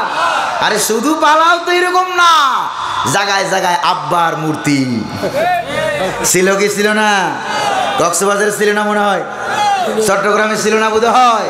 বাংলার ছাত্র সমাজ এই মূর্তির গলায় দড়ি লাগাইয়া টাইনে টাইনে নামাইয়া দেখাইয়া দিল যে এটা জাতির পিতা না, ওর গলায় আসলে জুতার পিতা। জোরে বলেন ঠিক কিনা? ওরে বাপ রে বাপ, কিয়ামত পর্যন্ত এরা ক্ষমতায় থাকবে। এই জন্য জায়গায় জায়গায় আল্লাহর নাম বাপ, আব্বার নাম রেডি। কারবার দেখছেন? মাওলানা সাইদি রহমতুল্লাহ আলাই, আহারে কত কলিজাটা যে খাদে। আমাদের কলিজা তোমরা কেড়ে নিয়েছ। জোরে কোন ঠিক কিনা? কলিজার ধন, কলিজার সম্পদ। এখন যদি উনি জীবিত থাকতেন বাংলাদেশে এমন কোন ময়দান আছে জায়গা দেওয়া যেত? জোরে বলেন জায়গা দেওয়া যেত কি? লক্ষ লক্ষ নয় কোটি মানুষের সমাগম হতো। জোরে বলেন ঠিক কিনা? সেই কোরআনের পাখিকে তোমরা দুনিয়া থেকে বিদায় করে দিয়েছ। এই জন্য আমরা তোমাদের দুনিয়াতেও শাস্তি চাই, পরকালেও। রাজি আছেন নাকি নাই? এই কোরআনের পাখি একবার বলেছিলেন যে বাংলাদেশ সোনার বাংলাদেশ। এই সোনার বাংলাদেশ দেখতে আসছিল ইউরোপ থেকে এক পর্যটক, এক ইংলিশম্যান পর্যটক আসছিল। আইসা অনেক আগে, তখনও পদ্মা সেতু হোয়াইট হয় নাই। আইসা বলছে তোমাদের দেশে নাকি পৃথিবীর বৃহত্তম, দীর্ঘতম, 11তম বৃহত্তম সেতু নাকি তোমাদের দেশে আছে। তোমরা তো একটা গরিব দেশ, এত বড় সেতু বানাইলা কেমনে? চলো তোমার দেশের এই সেতুটা দেখে আসি। গেল তারা উত্তরবঙ্গে সিরাজগঞ্জের এলাকায়, তারা গেল সেতু দেখার জন্য। দেখে টেকে কয়ে ওরে বাপ রে বাপ, বিরাট বড় সেতু। এত সুন্দর সেতু তোমরা বানাইছো, পাশ দিয়ে আবার রেল সেতু আছে নাকি নাই? কেমনি বানাইলে তোমরা? এত বড় টাকা পয়সা পাইলা কই? এত সুন্দর সেতু। আচ্ছা তোমাদের এই সুন্দর সেতুটার নাম কি? কই যে এই সেতুর নাম হলো বঙ্গবন্ধু সেতু। আচ্ছা ঠিক আছে, নামও সুন্দর, কামও সুন্দর। এই কথা বলে বেচারা সেই উত্তরবঙ্গ থেকে ঢাকা শহরের দিকে ঢুকতেছে। রাত প্রায় সন্ধ্যা রাত হয়ে গেছে। ঢাকা শহরের দিকে ঢুকতেছে। ঢুকাই ঢাকা শহরের বাইতুল মুকাররম এলাকায় ঢুকেই দেখেছে দূরের থেকে ভ্যাবু পেপু আওয়াজ হচ্ছে, সাউন্ড হচ্ছে, স্লোগান হচ্ছে কিছুক্ষণ পর পর। বিরাট বড় লাইট দেখা যায়। জিজ্ঞেস করে যে ভাই ওইটা কি? কই যে ওইটা হইল বঙ্গবন্ধু স্টেডিয়াম। বেশ ভালো কথা। ওখানে হচ্ছেটা কি? কই যে সেখানে খেলাধুলা হচ্ছে। আচ্ছা ওখানে যে খেলা হচ্ছে, খেলার নাম কি? কই খেলাটার নাম হলো বঙ্গবন্ধু গোল্ড কাপ টুর্নামেন্ট। ভালো কথা। কই যে আচ্ছা তোমাদের বাংলাদেশের খেলাটা যে কেমন, ওইটা কি আমার একটু দেখানো যায় না? কই যা, ওয়েলকাম, মোস্ট ওয়েলকাম, আসেন, আপনি আসেন, খেলা দেখেন। এবার তাকে নিয়ে বসাই দিয়েছে, বিদেশি ইংলিশম্যানকে বসাই দিয়েছে গ্যালারির মধ্যে খেলা দেখাবার জন্য। বেচারাই খেলা টেলা দেখা, খেলায় তো হার জিত আছে নাকি নাই? একদল হারলো আর একদল জিতলো। এবার বাংলাদেশ তরিকে অনুযায়ী লাগে গেল তর্ক বিতর্ক, এরপরে কিলাকিলি, এরপরে ঠেলাঠেলি, এরপরে ধাক্কা ধাক্কি, এরপরে মারামারি লাগে গেল। ফান্টা পেপসির বোতল ছিল তাদের হাতে, সেই এলাকার কাছের বোতল, মনে আছে নাকি নাই? বোতল দিয়ে মারলো ঢিল। এই ঢিল আইসা বেচারার কপাল খারাপ। সেই ইংলিশম্যান বেচারা কপালে পইরা রক্তাক্ত হইয়া বেচারা গেছে বেহুশ হইয়া। কয়েক ঘন্টা পর হাসপাতালে নিয়ে চিকিৎসা দেওয়ার পর বেচারার যখন জ্ঞান ফিরল, তখন সে বলছে যে ভাই আমি এখন কোন জায়গায়? কয় বঙ্গবন্ধু মেডিকেল বিশ্ববিদ্যালয়ের হাসপাতালে আপনি এখন ভর্তি আছেন। কই যে ভাই তোমাদের হাতে ধরে পায়ে ধরি, মেহরবানি করে কিছুক্ষণ পর আমারে আবার বঙ্গবন্ধু গুরুস্থানে নিও না। এরকম জায়গায় জায়গায় আব্বার নাম আছে নাকি নাই? আব্বার নাম। এবার বাংলার যুব সমাজ, ছাত্র সমাজ দেখাইয়া দিছে আন্দোলন কাকে বলে। জোরে বলেন ঠিক কিনা? রব্বুল আলামিন বলেন ফাতাহুমুল্লাহু মিন হাইসু লাম ইয়াহতাসিবু। আগেই বলেন না আল্লাহু আকবার। রব্বুল আলামিন বলেন এমন দিক থেকে আযাব আসবে, গজব আসবে। এরা মনে করেছিল কিছু কিছু সেনাবাহিনীর সদস্য 57 জন সেনাবাহিনীর অফিসারকে, কর্নেলকে, ব্রিগেডিয়ার জেনারেলকে তারা হত্যা করেছে। জোরে বলেন ঠিক কিনা? কারণ তারা থাকলে পরে দেশপ্রেমিক, এই জন্য তারা বাংলাদেশের পক্ষে কথা বলবে, এই জন্য তাদেরকে হত্যা করে ক্ষমতা ধরে রাখতে চেয়েছে। দিনেও স্বপ্ন দেখেছে, রাতেও স্বপ্ন দেখেছে, তাদের স্বপ্নের কোনো অভাব নাই। কিন্তু দুঃখের বিষয় হলো সত্য, পালাইয়া যে যাবে এই স্বপ্নটা কোটি কোটি টাকা দিয়েও তারা দেখতে পারে না। চিল্লা এখন ঠিক কিনা? তাইলে অন্তত আগে ভাগে একটু কি হইতো, পালাইতে পারতো। যেরকম ঠিক না? দৌড়ানি খাওয়া লাগতো না। প্রিয় ভাইরা আমার, আল্লাহ পাক এরপরে বলেন ওরা যে পালাইছে কেমনে পালাইছে জানো? কে বলেন? আল্লাহ পাক বলেন ওরা যে পালাইছে কেমনে পালাইছে জানো? আল্লাহ পাকের কারিশমাটা দেখেন। আগেই কোন আল্লাহু আকবার। ওয়া কাযাফা ফি কুলুবিহিমুর রুবা। আল্লাহ পাক বলেন তাদের কলিজার ভিতরে আমি আল্লাহ ভয় ঢুকাইয়া দিয়েছিলাম। কে ভয় ঢুকালো? কলিজার ভিতরে এমন ভয় আগের থেকেই পালানো আরম্ভ করেছে। কয়েক মাস আগের থেকে পালানো আরম্ভ করেছে। পালাইতে পালাইতে যারা বলেছিল খেলা হবে, জোরে কোন ঠিক কিনা? খেলার ময়দান ধুইয়া ওরা গেছে পালাইয়া। আল্লাহর কারিশমাটা দেখছেন এবার? আল্লাহর কুদরত। আল্লাহু আকবার বলেন, চিল্লায় কোন আল্লাহু আকবার। কে করলেন? কে করলেন? আল্লাহ রাব্বুল আলামিন করে দিলেন। শহীদ সাইদি রহমতুল্লাহ আলাইহি বলেছিলেন সময় আসবে এমন ইন্দুরের গর্ত পাবা না পালাবার জন্য। ইন্দুরের গর্ত পাইছে কি? আমার দেশের ইন্দুরগুলি এত খারাপ না যে বিরাট বড় গর্ত খনন করিয়া বিপদের সময় ইসলাম বিরোধীদেরকে পালাবার ব্যবস্থা করে দিবে। আমার দেশের ইন্দুরগুলি এত খারাপ না, এই ইন্দুরগুলিও ইসলামের পক্ষে। আল্লাহু আকবার বলতে পারলেন না? প্রিয় ভাইরা আমার, প্রধান বিচারপতি ইন্দুরের গর্ত পায় নাই, টাকার বস্তা নিয়ে গেছিল দাদার বাড়ি পালাবার জন্য। যাদের দালালি করেছে তাদের দেশে পালাবার জন্য টাকার বস্তা নিয়ে গিয়েছিল। এবার টাকার বস্তা নিয়ে ছেলেপেলেরা গেল পালাইয়া। এবার খালি আব্দুল্লাহ হইয়া বসে আছে, শোয়ারও জায়গা নাই, বসারও জায়গা নাই, কলা পাতা বিছাইয়া শুয়ে আছে, ইন্দুরের গর্ত পায় না। আর ইঁদুর তো আমরা ছোটকাল থেকে ইঁদুর চিনি। আপনাদের এলাকায় কি বলে ইঁদুর? আপনার এলাকায় কি বলে? ইঁদুর। কি বলে? আমার কথা বুঝতে আপনাদের কষ্ট হয়? হ্যাঁ, অনরা কেন আসুন, গম আসুন না? আলহামদুলিল্লাহ। এই যে দেখেন ইঁদুরগুলি আমরা শিশুকাল থেকে চিনি। ওই যে শিশুকালে 2 বছর 2.5 বছর বা 5-7 বছর বয়সের সময় দাঁত পড়ছিল, এই দাঁত নিয়ে গেলেন কই? কথা কয় না, কোন দিকে কই গেছেন? ইঁদুরের গর্তে। কোথায় গেছেন? যাই কি বলছিলেন একটু কোন তো, পুরান কথাটা একটু স্মরণ করে দিন তো, দেখি মনে আছে কিনা। কি বলছিলেন বলেন? আমার মোটাটা নিয়ে তোমার চিকনটা দেও। আল্লাহ একবার ধাপ দিলাম আমি, ওরে বানাইলাম। এর মুখে দাড়ি নাই, তারা দাড়ি রাখা আরম্ভ করে, ঠিক কিনা বলেন? যারা নামাজ পড়তো না ওরা নামাজ ধরে, যারা দুষ্টামি করতো, সুদ খাইতো, ঘুষ খাইতো, ওরা সুদ ঘুষ খাওয়া বন্ধ করে। জোরে বলেন ঠিক কিনা? কিন্তু ওদের কলিজার ভিতরে আল্লাহ পাক যেই ভয়টা দিয়েছেন এটা হলো উল্টা ভয়। জোরে বলেন না কিসের ভয়? সেটা হলো উল্টা ভয়। রমজান মাস আসলে পরে যাদের মুখে দাড়ি নাই তারা অনেকে দাড়ি রাখে, ঠিক কিনা? আর তাদের এই লম্বা দাড়ি ছিল, নাম ছিল দরবেশ বাবা। জোরে বলেন ঠিক কিনা? এই দরবেশ বাবা উল্টা ভয় পাইয়া দাড়িগুলি ক্লিন শিপ করে লাইলো কামাইয়া। জোরে বলেন ঠিক কিনা? এবার ভয় তো পাইছে, দাড়ি কামাইয়া বাঁচাবার চেষ্টা করলো। তার আজীবনের বন্ধু সেই মন্ত্রী, যেই মন্ত্রী বাংলাদেশ জামাত ইসলামীর মতো সংগঠনকে নিষিদ্ধ ঘোষণা করেছিল। জোরে বলেন ঠিক কিনা?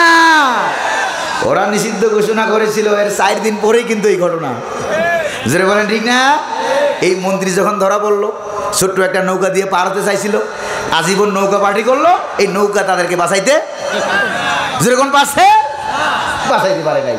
যেই নৌকায় গিয়ে আশ্রয় নিল, রাগ করতেছেন বুঝে আপনারা? অসুবিধা হচ্ছে আপনাদের? ধরা পড়লো সেই মন্ত্রী। এবার মন্ত্রী বলতেছে, ওই যে ক্লিন শিপ করা লোকটা, আগে ছিল দরবেশ বাবা। আগে ছিল কি? দরবেশ বাবা। দরবেশ মানে দাম বেশি, দাম বেশি ছিল। আর এখন দরবেশের দাম এখন দর কম হয়ে গেছে। যেরকম কি হয়ে গেছে? দর কমে গেছে। এবার দেখাই দিল ওইটাই তো অমুক। জোরে বলেন ঠিক কিনা? তার মানে আমারে দর্শ, ওইটারও ধর, মরলেও এক জায়গায় মরবো। জোরে বলেন ঠিক কিনা? আমার মনে হয় শয়তানগুলোকে সুযোগ দেওয়া হলে বড় শয়তানটা যে জায়গায়, সব দূরে ওই জায়গায় যাইতো, যে আপা মরলো ওখানেই মরবো। রাগ করতেছেন আপনারা? বড় কষ্টের কথা। চট্টগ্রামে, সাতকানিয়া, লোহাগড়ায়, রাঙ্গুনিয়ায় অনেক মাহফিল তারা আমার বন্ধ করেছে। আমার মতো ছোট্ট মানুষের মাহফিল, এই ছোট মানুষের মাহফিল বন্ধ করে লাগে? এই ছোট মানুষ বাচ্চা হুজুরের মাহফিল তারা বন্ধ করেছে। জোরে বলেন ঠিক কিনা? আরেকজন হুজুর দেখছেন কিনা? দেখতে একবারে ছোটখাটো দেখা যায়, কিন্তু গোটা শরীর কলিজা। জোরে বলেন ঠিক না? আন্দোলনে নামে গেছে, ওরও সইতে পারে নাই, ওর থেকে বড় বড় 100 জন আইসা ওরে ধরে। চিন্তা করছেন কারবার? এবার ভয় কোন পর্যায়ে গেছে এবার বুঝছেন না? বুঝেন নাই? প্রিয় ভাইরা আমার, রব্বুল আলামিন এরপরে বলেন, এরপরে আন্দোলনের অবস্থা আল্লাহ পাক বর্ণনা করেন, ইউখরিবুনা বুয়ুতাহুম বিআইদিহিম ওয়া আইদিল মুমিনিন। আল্লাহু আকবার বলেন। তারা তাদের বাড়িঘরগুলো নিজেরা ভেঙেছে, নিজের দল নিজেরা ভেঙেছে। বিরোধী দল দায়ী নয়, তাদের দল ভাঙার জন্য দায়ী কারা? ওরা নিজেরাই তো দায়ী। জোরে বলেন ঠিক কিনা? ওরা নিজেরাই দায়ী। এবার ওরা নিজেরা নিজের বাড়িঘরগুলো ভেঙেছে। এখন পালিয়ে যাওয়ার সময় হয়েছে, কাজে একটু কুটুর কাটুর করে একটু ভেঙে ভুঙ্গে চলে যাই। জোরে বলেন ঠিক না? নিজেরা নিজেদের অফিস ভেঙেছে, বাড়িঘর ভেঙেছে, সুন্দর করে সাজিয়ে রেখেছিল শাড়ি, কাতান শাড়ি, জামদানি শাড়ি, দেশি শাড়ি, বিদেশি শাড়ি, আর কত রং বেরঙের 3 পিস এরকম সাজানো ছিল। এবার তাড়াতাড়ি করে ভাঙ্গা 14টা লাকিস পরাইছে। জোরে বলেন না কয়টা? নিজের সাজানো সংসার নিজ হাত দিয়ে ভাঙলো। ঘোষণাকার? জোরে বলেন না কার? ওয়াইদিল মুমিনিন। এই জায়গায় হলো আন্দোলন। আল্লাহু আকবার বলেন। হরতাল, অবরোধ, মিছিল, মিটিং ইসলামী শরীয়তে আছে নাকি নাই? আপনারা বলেন না আছে নাকি নাই? প্রিয় ভাইরা আমার, বাংলাদেশে কিছু বিলাতি হুজুর বাইরে ছিল। কি হুজুর? এরপরে আবার বাড়ি হলো ইন্ডিয়া, থাকে মদিনার, খায় মদিনার খেজুর, খাইয়া খাইয়া শয়তান কোথাকার। সে ফতুয়া দিয়েছে আল্লামা সাইদির বিরুদ্ধে। যেরকম ঠিক কিনা? আরো জোরে বলেন ঠিক কিনা? এখন তোমার ফতুয়া কই? সে ফতুয়া দিছে ইসলাম প্রতিষ্ঠা করার জন্য হরতাল, অবরোধ, মিছিল, মিটিং, তারপরে জ্বালাও পোড়াও, এগুলি নাকি শরীয়তে নাই, এগুলি শরীয়তে নাই। আর আল্লাহ পাক কি বলছেন? ওয়াইদিল মুমিনিন, ইমানদারের হাতের মাধ্যমে আল্লাহ পাক আন্দোলন করেছেন। তোমাদের বাড়িঘর ভেঙেছেন, অফিস ভেঙেছেন, তারপরে গাছপালা কেটেছেন যেখানে রাস্তা কাটার দরকার হয়েছিল। এবার আপনারা বলেন, খন্দকের যুদ্ধের সময়ে আল্লাহর নবী বিশ্ব রুট কেটে গর্ত খনন করেছেন না করেন নাই? জুড়ে বলেন, করেছেন না করেন নাই? খন্দকের যুদ্ধের সময় 10 হাত গভীর, 10 হাত চৌড়া, গোটা মদিনা শহরের চতুর্দিকে খাল খনন করা হলো। এবার আপনারা বলেন, রাস্তার জায়গা কি বাদ দিয়ে খনন করা হয়েছে শত্রু আসার জন্য, না রাস্তা সুদ্ধা? কথা কোন? রাস্তা সহ খাল খনন করা হলো। তাহলে আন্দোলনকে তীব্র করার জন্য রাস্তা কেটে ফেলা, এটাও তো নবীর সুন্নত। আল্লাহু আকবার বলবেন না? গাছ কেটে ফেলা, অফিস আদালত, তারপরে যেখানে জ্বালানোর দরকার জ্বালানো, পুরানোর দরকার পুরানো। মুহাম্মাদুর রাসূলুল্লাহ বুঝে ইসলাম বুঝে না, আল্লাহ বুঝে আন্দোলন বুঝে না, ইসলাম বুঝে না। এই জন্য আল্লাহ পাক বলেন, ও মুনাফিকেরা, কুল আতুআল্লিমুনাল্লাহা বিদীনিকুম, তোমরা কি আল্লাহর ফতোয়া শিখাও? কে বললেন? আল্লাহ পাক বলেন, তোমরা কি আল্লাহর ফতোয়া শিখাও, আল্লাহর ইসলাম শিখাও, আল্লাহর সুফিবাদ শিখাও। যেরকম ঠিক কিনা? প্রিয় ভাইরা আমার, এরা আন্দোলন ঘরে তুলল। আন্দোলনের কারণে হুকুম হইল কার? সাহাবায়ে কেরাম আন্দোলন করলেন বনু নজির গোত্রের চতুর্দিকে। আর বাংলার সোনার ছেলেরা ঘরে বসে থাকতে পারে নাই, দিনে আর রাত্রে 24 ঘন্টা আন্দোলন। জোরে বলেন ঠিক কিনা? এই আন্দোলনের কারণে ওরা যে পালায়া গেল, আল্লাহর হুকুম হলো, আন্দোলন হলো। অর্থাৎ আন্দোলনও লাগবে, আল্লাহর হুকুমও লাগবে। এবার যে ওরা পালিয়ে গেল, এবার পালিয়ে যাওয়ার পর আল্লাহ পাক বলছেন, তোমরা যারা জিন্দা আছো, যারা মারা গেছে আন্দোলন করতে গিয়া, জালিম হটাইতে গিয়া, ওরা তো শহীদ। ওরা কি শহীদ? আবু সাঈদ শহীদ, মীর মুগ্ধ পানির বোতল হাতে নিয়ে বলছে, পানি লাগবে? আহা, আল্লাহ হাউজে কাউসারের পানি দিয়া তার কলিজা তুমি ঠান্ডা করে দাও। আল্লাহু আকবার বলবেন না? আর জোরে বলেন আল্লাহু আকবার। বুলেটের সামনে দুহাত পিছায়ে বুক পেতে দিল আর বলল, বুকের ভিতরে ভীষণ জ্বর, বুক পেতেছি, গুলি কর। তোমাদের মায়া লাগে নাই, মহব্বত লাগে নাই, একে একটা 3টা গুলি করে তার কলিজাকে ঝাঁঝরা বানাইয়া দিয়েছ। অথচ কত বড় আত্মবিশ্বাস নিয়ে সে বুক পেতেছিল যে আমার দেশের দেশপ্রেমিক পুলিশ কখনো আমার বুকে গুলি চালাতে পারে না, ট্যাক্সের টাকাও তো আমার। জোরে বলেন ঠিক কিনা? রাগ করতেছেন আপনারা? আর 2 লাইন আছে, এখন শেষ করে দেব না 2 লাইন শেষ করব? দরকার আছে নাকি নাই? প্রিয় ভাইরা আমার, এরপর রব্বুল আলামিন বলেন, যারা মারা যাওয়ার গেছে, যারা জিন্দা থাকার আছো, যারা পালিয়ে যাওয়ার পালিয়ে গেল।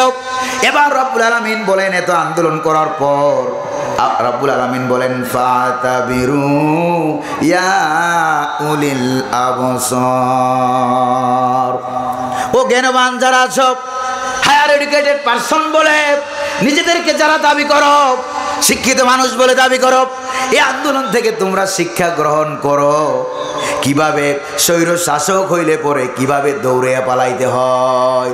ভবিষ্যতে যদি কেউ এরকম করো, ওরা তো কাপড় চোপড় নিয়ে পালাইতে পারছে, তোমরা কাপড় চোপড় নিয়েও পালাইতে পারবা না। চিল্লা কোন ঠিক কিনা? আপনারা আছেন নাকি নাই? প্রিয় ভাইরা আমার, শিক্ষা গ্রহণ করো। যারা পালিয়ে গেছো তারাও শিক্ষা গ্রহণ করো। কারণ ফেরাউন এক যুগে এসে বিদায় হবে তা না, নমরুদ এক যুগে এসে বিদায় হবে তা না। যুগে যুগে ফেরাউনের নাতিপতিরা ইসলামের বিরুদ্ধে ডিস্টার্ব করে আর কয়দিন পরে পরে পালাতে বাধ্য হয়। ইতিহাস থেকে তারা শিক্ষা গ্রহণ করে না। আহা, প্যারেড ময়দানে কত আসি আল্লামা সাইদি রহমতুল্লাহ আলাইহির ওয়াজ শোনার জন্য। চট্টগ্রাম ইউনিভার্সিটি মসজিদের খতিব মাওলানা আবু বকর মোহাম্মদ সিদ্দিকুল্লাহ, চিনেন না আপনারা? আছে নাকি বর্তমানে? হুজুরের বাসায় 2005 সালে মেহমান হইলাম, কারণ হুজুরের ছেলে আমার বন্ধু, হুজুরের ছেলে থাকে জাপানে। এবার যাই যখন পরিচয় দিলাম, আমার ভাই চট্টগ্রাম ইউনিভার্সিটির এক হলের দায়িত্বশীল ছিল।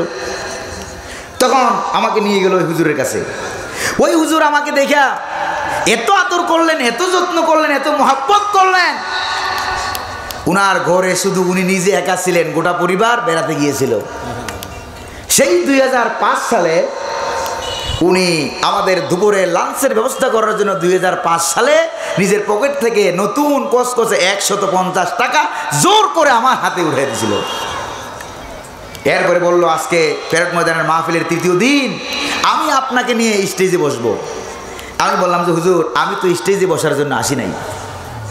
কেন আসছেন? আমি বললাম, সেই শুধু ঢাকার নরসিংদী এলাকা থেকে আমি আসছি, আসরের নামাজ গিয়া প্যারেড ময়দানে পড়বো, এমন জায়গায় বসবো যাতে করে নিজের ঘাড়কে উঁচু না করে নর্মাল ভাবেই কোরআনের পাখিকে দেখতে পারি, সরাসরি ফেস টু ফেস ওয়াজ আলোচনা বয়ান শুনতে পারি। ওয়াজের স্টেজে ওঠার পাগল কখনো ছিলাম না, কখনো না। আমাদের কুমিল্লার কেন্দ্রীয় ঈদগায়, আমার জন্মস্থান কুমিল্লা, কেন্দ্রীয় ঈদগায় প্রত্যেক বছর 3 দিন আসতেন। 2005 সালে প্রধান অতিথি হলেন শহীদ আল্লামা দেলোয়ার হোসেন সাইদি। তিনি তখন এমপি।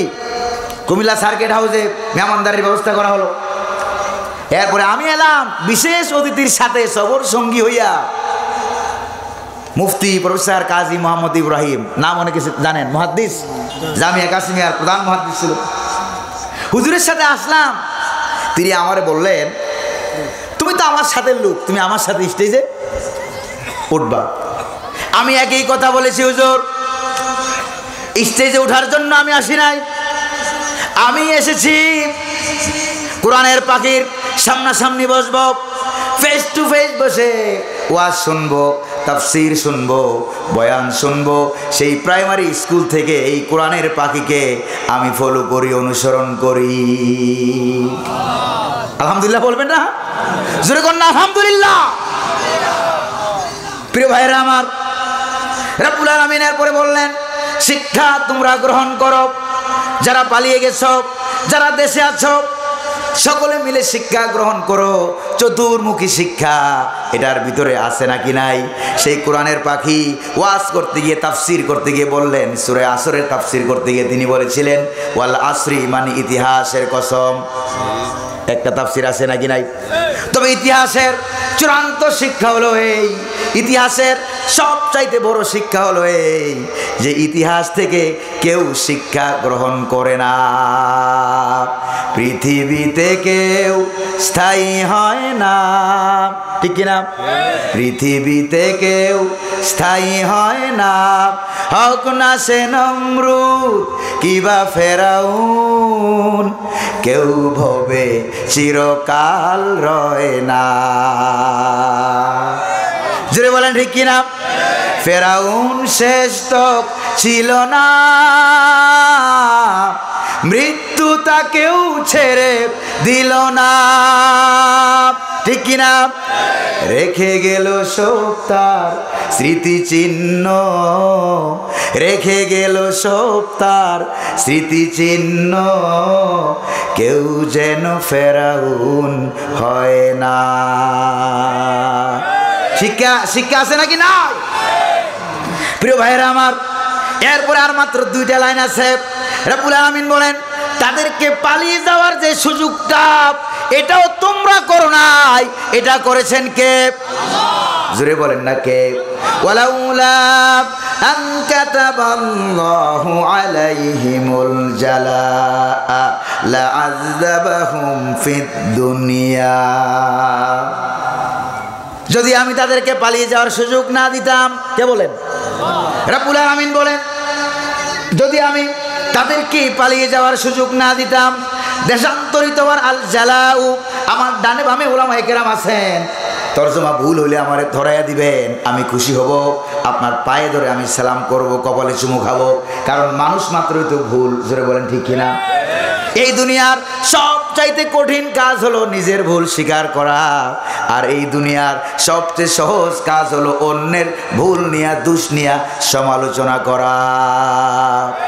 এরকম আল্লাহর ওলি উখিয়া এলাকায় বোধ নাই? যেরকম না আছে নাকি নাই? প্রিয় ভাইরা আমার, রব্বুল আলামিন বলেন, যদি আমি তাদেরকে দেশান্তরিত হওয়ার আল জালাউ, দেশান্তরিত হওয়ার, পালিয়ে যাওয়ার সুযোগটা যদি আমি তাদেরকে না দিতাম, লাআযাবাহুম ফিদ দুনিয়া, তাহলে দুনিয়াতে কঠিন শাস্তি তাদেরকে আক্রমণ করত। আল্লাহু আকবার বলেন। তাহলে তিনি অবশ্যই তাদেরকে দুনিয়াতে শাস্তি প্রদান করতেন যদি হেলিকপ্টার না পালাইতা। আর যেরকম ভাবে আবাবিল পাখিরা আসছিল, ঠিক না ভাই? আবাবিল পাখিরা যেরকম ভাবে আসছিল, লক্ষ লক্ষ বাহিনী, জোরে বলেন ঠিক না? তো বাহিনী আসলো কোত্থেকে? রাতের 3টার সময় দেখি লক্ষ লক্ষ, দিনের বেলাও দেখি লক্ষ লক্ষ। আল্লাহু আকবার। যেভাবে আসছিল, যদি বড় শয়তানটারে পাওয়া যাইতো, কি করতো কোন তো? জোরে কোন না, কি করতো? টুকরা টুকরা করে। চট্টগ্রামের কক্সবাজার থেকে হয়তো প্রস্তাব যেত, বাবাজিরা আমাদেরকে একটা টুকরা দিও। আপনারা টুকরা নিয়ে কি করবেন? আমরা টুকরা নিয়ে, আমার এলাকায় কুত্তা আছে না, যেরকম ঠিকই না? আপনারা কুকুর বলেন না কুত্তা বলেন? কি বলেন? আমি যেখানে জন্মগ্রহণ করেছি, চট্টগ্রামের মানুষের, কুমিল্লার মানুষের মেজাজ যখন ভালো থাকে তখন তারা বলে কুকুর, আর মেজাজ খারাপ থাকলে বলে কুত্তা। আপনাদের সেন্টিমেন্টও এর ব্যতিক্রম হবে না, বুঝলেন? জোরে বলেন ঠিক কিনা? আমার এলাকার কুত্তারে খাওয়াবো, কুত্তার সামনে যখন উপস্থাপন করা হতো, ভালো করে খেয়াল করেন, এবার কুত্তা বলতো আমার রুচি এত খারাপ হয় নাই, আজীবন না খাইয়া থাকলেও এই জালেমের টুকরো আমি খাবো না। জোরে বলেন ঠিক কিনা? প্রিয় ভাইরা আমার, এটা হলো দুনিয়ার শাস্তি। পালানোর সুযোগ যদি আমি না দিতাম, তাহলে দুনিয়ায় তাদেরকে এই শাস্তি পেতে হতো। ওয়ালাহুম ফিল আখিরাতি আযাবুন নার, আর পরকালে তাদের জন্য জাহান্নামের কঠিন শাস্তি আছে নাকি নাই? তাদের এই শাস্তিটা কেন? পালিয়ে গেল কেন? কারণ আল্লাহ পাক বর্ণনা করেছেন। রাব্বুল আলামিন কারণ বর্ণনা করতে গিয়ে বলেন, যালিকা বিআন্নাহুম শাকুল্লাহা ওয়া রাসূলাহু ওয়া মান ইউশাক্কিল্লাহা ফাইন্নাল্লাহা শাদীদুল ইকাব। আল্লাহু আকবার বলেন। রাব্বুল আলামিন বলেন, দেশ ছেড়ে যে তারা পালাতে বাধ্য হয়েছে, কারণটা কি জানো? কারণটা হলো আল্লাহ এবং তার রাসূলের দুশমনী করা, আল্লাহ এবং তার রাসূলের বন্ধুদেরকে ধরে ধরে ফাঁসির কাস্টে ঝুলাইয়া দেওয়া। জোরে বলেন ঠিক কিনা? কোরআনের পাখির সাথে বেয়াদবি করা, আলেমদের সাথে বেয়াদবি করা। জোরে বলেন ঠিক কিনা?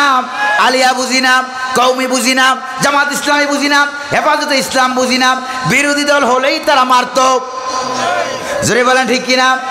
আপনাদের চট্টগ্রাম থেকে শহীদ, তারপরে হেফাজতে ইসলামের নেতা ছিল শাইখুল হাদিস আল্লামা জুনায়েদ বাবু নগরী রহমতুল্লাহ আলাই। জোরে বলেন ঠিক কিনা? কতটুক অপমান করে তাকে তোমরা মেরেছ। প্রিয় ভাইরা আমার, তিনি ছিলেন আপসহীন, ঠিক কিনা? আর কোরআনের পাখির কথা তো আগেই বললাম।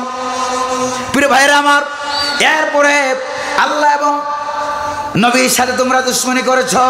দুশমনী করার কারণে যারাই এই কামটা করবে, তাদের জন্য আল্লাহর পক্ষ থেকে আযাব আর গজব আছে নাকি নাই? জোরে বলেন না, আছে নাকি নাই? আযাব আর গজব তাদেরকে পাকড়াও করবে। প্রিয় ভাইরা আমার, এই যে বনু নজির গোত্রের ইহুদিরা পালায় গেল, এক ঘটনা আরেক ঘটনা 16 আনা মিলে নাকি মিলে না? 12 আনা মিলে? 99% মিলে না? 100 মিলে নাকি মিলে না? আমি জোর করে মিলাইছি না আগে থেকে মিলে আছে? জোরে বলেন ঠিক না ভাই? এবার ইহুদিদের ভিতরে কিছু আছিল অতি বুজুর্গ, মুনাফিকদের ভিতরে কিছু আছিল অতি মুফতি। কি মুফতি? সর্বশেষ আয়াত। অতি মুফতি, অতি বুজুর্গ কিছু ছিল। তারা বলতে লাগলো যে আচ্ছা, অপরাধ করলে বনু নজির গোত্রের ইহুদিরা অপরাধ করলে, ইহুদিরা বলতে লাগলো অপরাধ করলে আমরা করছি, কিন্তু আমাদের বাড়িঘর, আমাদের খেজুর বাগান, ওরা গাছ কাটলো কেন? দেখছেন, মুহাম্মদুর রাসূলুল্লাহ ইসলাম শিখাচ্ছে, আর বলতেছে মুহাম্মদুর রাসূলুল্লাহর সাহাবীরা গাছ কাটলো কেন? গাছগুলির কি দোষ ছিল? আবার তাদের এই ফতুয়ার ভিতরে পানি ঢালতে লাগলো, হালে পানি দিতে লাগলো কারা? মুনাফিকেরা। মুনাফিকের সর্দাররা বলল, আসলেই তো ঠিক, মুহাম্মদুর রাসূলুল্লাহ তো অমানবিক। জোরে বলেন নাউজুবিল্লাহ। খেজুর গাছগুলি কেন কাটলো? এটার জবাব সাহাবায়ে কেরাম দেন নাই, আল্লাহর নবীজি দেন নাই, স্বয়ং রব্বুল আলামিন সেই ফতুয়ার উল্টা পাল্টা ফতুয়ার তিনি জবাব দিয়ে দিলেন। আল্লাহ পাক বলেন, মা কাতাতুম মিন লিনাতিন আও তারাকতুমুহা কাইমাতান আলা উসুলিহা ফাবিইজনিল্লাহি ওয়ালিয়ুখজিয়াল ফাসিকিন। আল্লাহু আকবার বলেন। রব্বুল আলামিন বলেন, তোমরা যেই গাছগুলি, ভালো করে খেয়াল করেন, বনু নজিরদেরকে পালাতে বাধ্য করার জন্য যে গাছগুলি তোমরা কেটেছো, আও তারাকতুমুহা কাইমাতান আলা উসুলিহা, আর যেগুলিকে আন্দোলনের সুবিধার্থে রেখে দিয়েছো, ভালো করে আপনাদের নজর আছে নাকি নাই, আপনাদের দৃষ্টি আছে নাকি নাই? যে গাছ তোমরা কেটেছো আন্দোলনের সুবিধার্থে, যে গাছগুলি রেখে দিয়েছো আন্দোলন করার সুবিধার্থে, ফাবিইজনিল্লাহ, এই দুই কাজের উপরে আমি আল্লাহর ফতুয়া আছে নাকি না? আল্লাহু আকবার কোন? আরেকটা কারণ কি? আরেকটা কারণ হলো ওয়ালিয়ুখজিয়াল ফাসিকিন, যাতে করে ফাসিকরা অপমানিত হয়, লাঞ্ছিত হয়। এই জন্য আল্লাহ পাক বলেন, ফাসিকদেরকে, পলাতক বাহিনীদেরকে লাঞ্ছিত করার জন্য, অপমানিত করার জন্য তাদের যেই অফিস আদালত বাড়িঘরগুলি জ্বালাইয়া দিয়েছ, এটার প্রতি আমি আল্লাহর হুকুম আছে নাকি নাই? জোরে কোন আছে নাকি নাই? আরে ভাই, পৃথিবীতে থাকবে ঈমান, কি থাকবে? ঈমান। ঈমান থাকলে দুনিয়া থাকবে, ঈমান না থাকলে দুনিয়া। ফতোয়া ক্লিয়ার করে যান। আমাদের আন্দোলনের ভিতরেও মাঝে মাঝে কোনো আলেম উল্টাপাল্টা বুঝে, জোরে বলেন ঠিক কিনা, মানুষদেরকে উল্টাপাল্টা বুঝায়, নিজেকে অনেক বড় আলেম দাবি করে। প্রিয় ভাইরা আমার, এই সূরা পড়ার পর আমার কাছে যেটা জানা হলো, যেটা বোঝা হলো, সেটা হলো এই পৃথিবীতে যতদিন ঈমান থাকবে ততদিন পর্যন্ত দুনিয়া থাকবে, বিল্ডিং থাকবে, ব্রিজ থাকবে, মানুষ থাকবে, গাড়ি ঘোড়া থাকবে। জোরে বলেন ঠিক কিনা? এটা কি আমার কথা না আল্লাহর রাসূলের কথা? আল্লাহর নবীজি বলেন, লা তাকুমুস সাআহ হাত্তা ইউকালা ফিল আরদি আল্লাহ আল্লাহ, রাওয়াহু তিরমিজি। তিরমিজি শরীফের হাদিস। নবীজি বলেন, এই পৃথিবীতে যতক্ষণ পর্যন্ত আল্লাহকে আল্লাহ বলে স্বীকার করার মতো একজন লোক জিন্দা থাকবে, ইমানদার, ইমান যতদিন থাকবে ততদিন পৃথিবী ধ্বংস হবে না। এবার ইমান বড় না ব্রিজ বড়? ইমান বড় না গাছ বড়? ইমান বড় না রাস্তা বড়? ইমান বড় না কালভার্ট বড়? ইমান বড় না বিল্ডিং বড়? ইমান বড় না বাগান বড়? ইমান বড় নাকি তাদের অফিস আদালত বড়? যেরকম বড় কোনটা? এবার ইমানকে রক্ষা করতে হলে যখন যেখানে যা করা দরকার সেখানে তাই করতে হবে।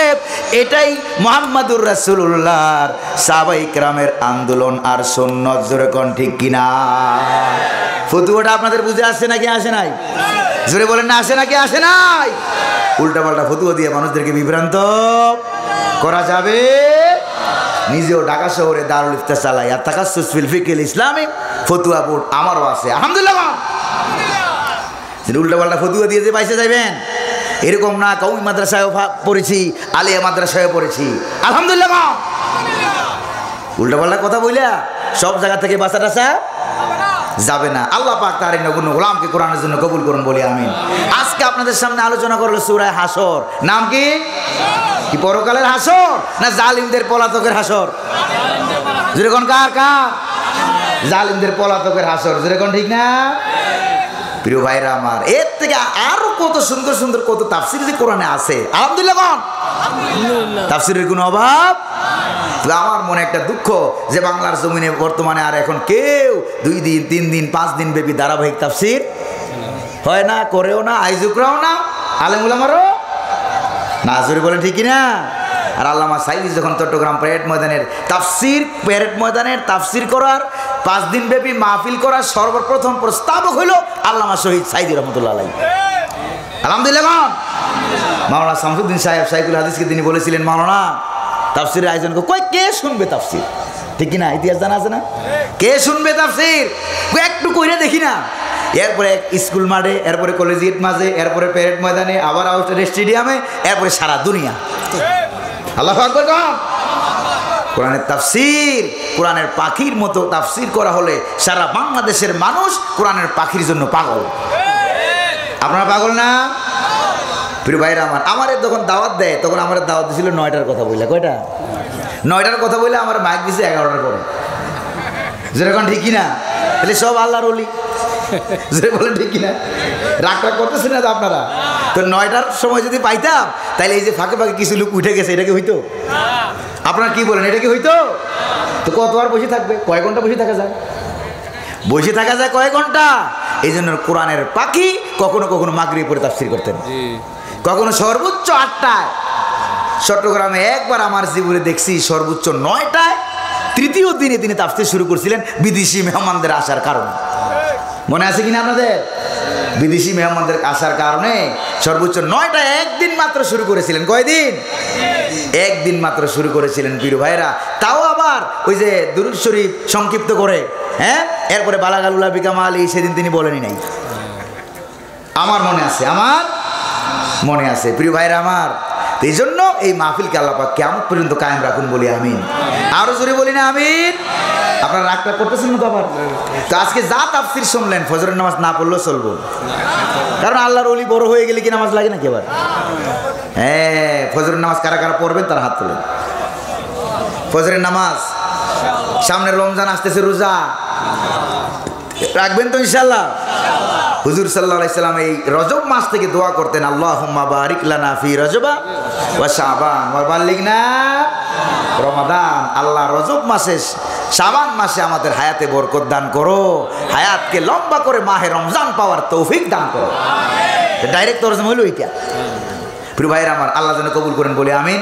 মহিলা প্যান্ডেল কি আছে নাকি? মহিলা প্যান্ডেলে মায়েরা বোনেরা যারা আছেন কাম করবেন 4টা, ব্যস্ত পাইবেন 8টা। সুবহানাল্লাহ না? 4টা কাম কি কি? আল মারআতু ইযা সাল্লাত খামসাহা, 5 ওয়াক্ত নামাজ, ওয়া সামাত সাওমাহা, মাহে রমজানের রোজা, ওয়া আহসানাত ফারজাহা, পর্দা পুশিদা, ওয়া আতাত বালাহা, স্বামীর খেদমত। কয়টা হলো? এই 4টা কাম যারা করবে, নবী করিম সাল্লাল্লাহু আলাইহি সাল্লাম বলেছেন কিয়ামতের দিন আল্লাহ পাক হাসরের ময়দানে জান্নাতের 8টা দরজা খুলে দিবেন। শুধু খুলে দিবেন তাই না, সুবহানাল্লাহ আরো পরেও আছে। শুধু খুলে দিবেন তাই না, খুলে দিয়ে আল্লাহ পাক বলবেন, ও আমার বান্দি তাদখুলুল জান্নাতা মিন আইয়িবাবিন শাআত, যেটা দিয়ে জান্নাতে ঢুকতে মন চায় ওইটা দিয়ে বেহেশতে ঢুকো। আরো জোরে কন্যা সুবহানাল্লাহ। মায়েদের বোনদের জন্য এই কথা আমি সংক্ষিপ্ত আকারে একটা হাদিস আমি শোনাই দিয়ে গেলাম। আল্লাহ যেন কবুল করেন বলি আমিন। আগামীকাল সমাপনী দিন। আগামীকালের প্রধান অতিথিকে মামুন ভাই কোথায়? মামুন নাই? মামুন ভাই আগামীকালকের প্রধান অতিথিকে শাহজাহান চৌধুরী ভাই। এটা আরেক বিপ্লব। আলহামদুলিল্লাহ। কোন? সাবেক এমপি। এই জন্য তো বললাম এটা আরেকটা বিপ্লবের নাম। যেরকম ঠিক কিনা? এরপরে প্রধান মুফাসসিরকে উকিয়া টেকনাফের সাবেক এমপি। আপনারা আমার থেকে আরো ভালো চিনেন। কাজে আর পরিচয় করাইতে চাইয়া আমি আর লজ্জা পেয়ে লাভ নাই। যেরকম ঠিক কিনা? এরপরে প্রধান মুফাসসিরকে, হ্যাঁ, বগুড়া থেকে। আমার নামও গোলাম, ভাইয়ের নামও এই গোলাম কবির আর গোলাম আজম। মামুন ভাই সব তো মিলিয়ে দিচ্ছেন নাকি আপনি? কারবার দেখে, হ্যাঁ, এই যে আল্লাহর গোলাম আগামীকাল আসবে সুললিত কণ্ঠে, কোরআনের পাখির কণ্ঠে তিনি বয়ান করেন। আলহামদুলিল্লাহ। কোন? প্রিয় ভাইরা আমার, আমাদের বয়ানের সব যাতে আল্লাহ পাক কোরআনের শহীদ সাইদির কবরে পৌঁছে দেন। আরো জোরে বলি আমিন, আরো জোরে বলি আমিন।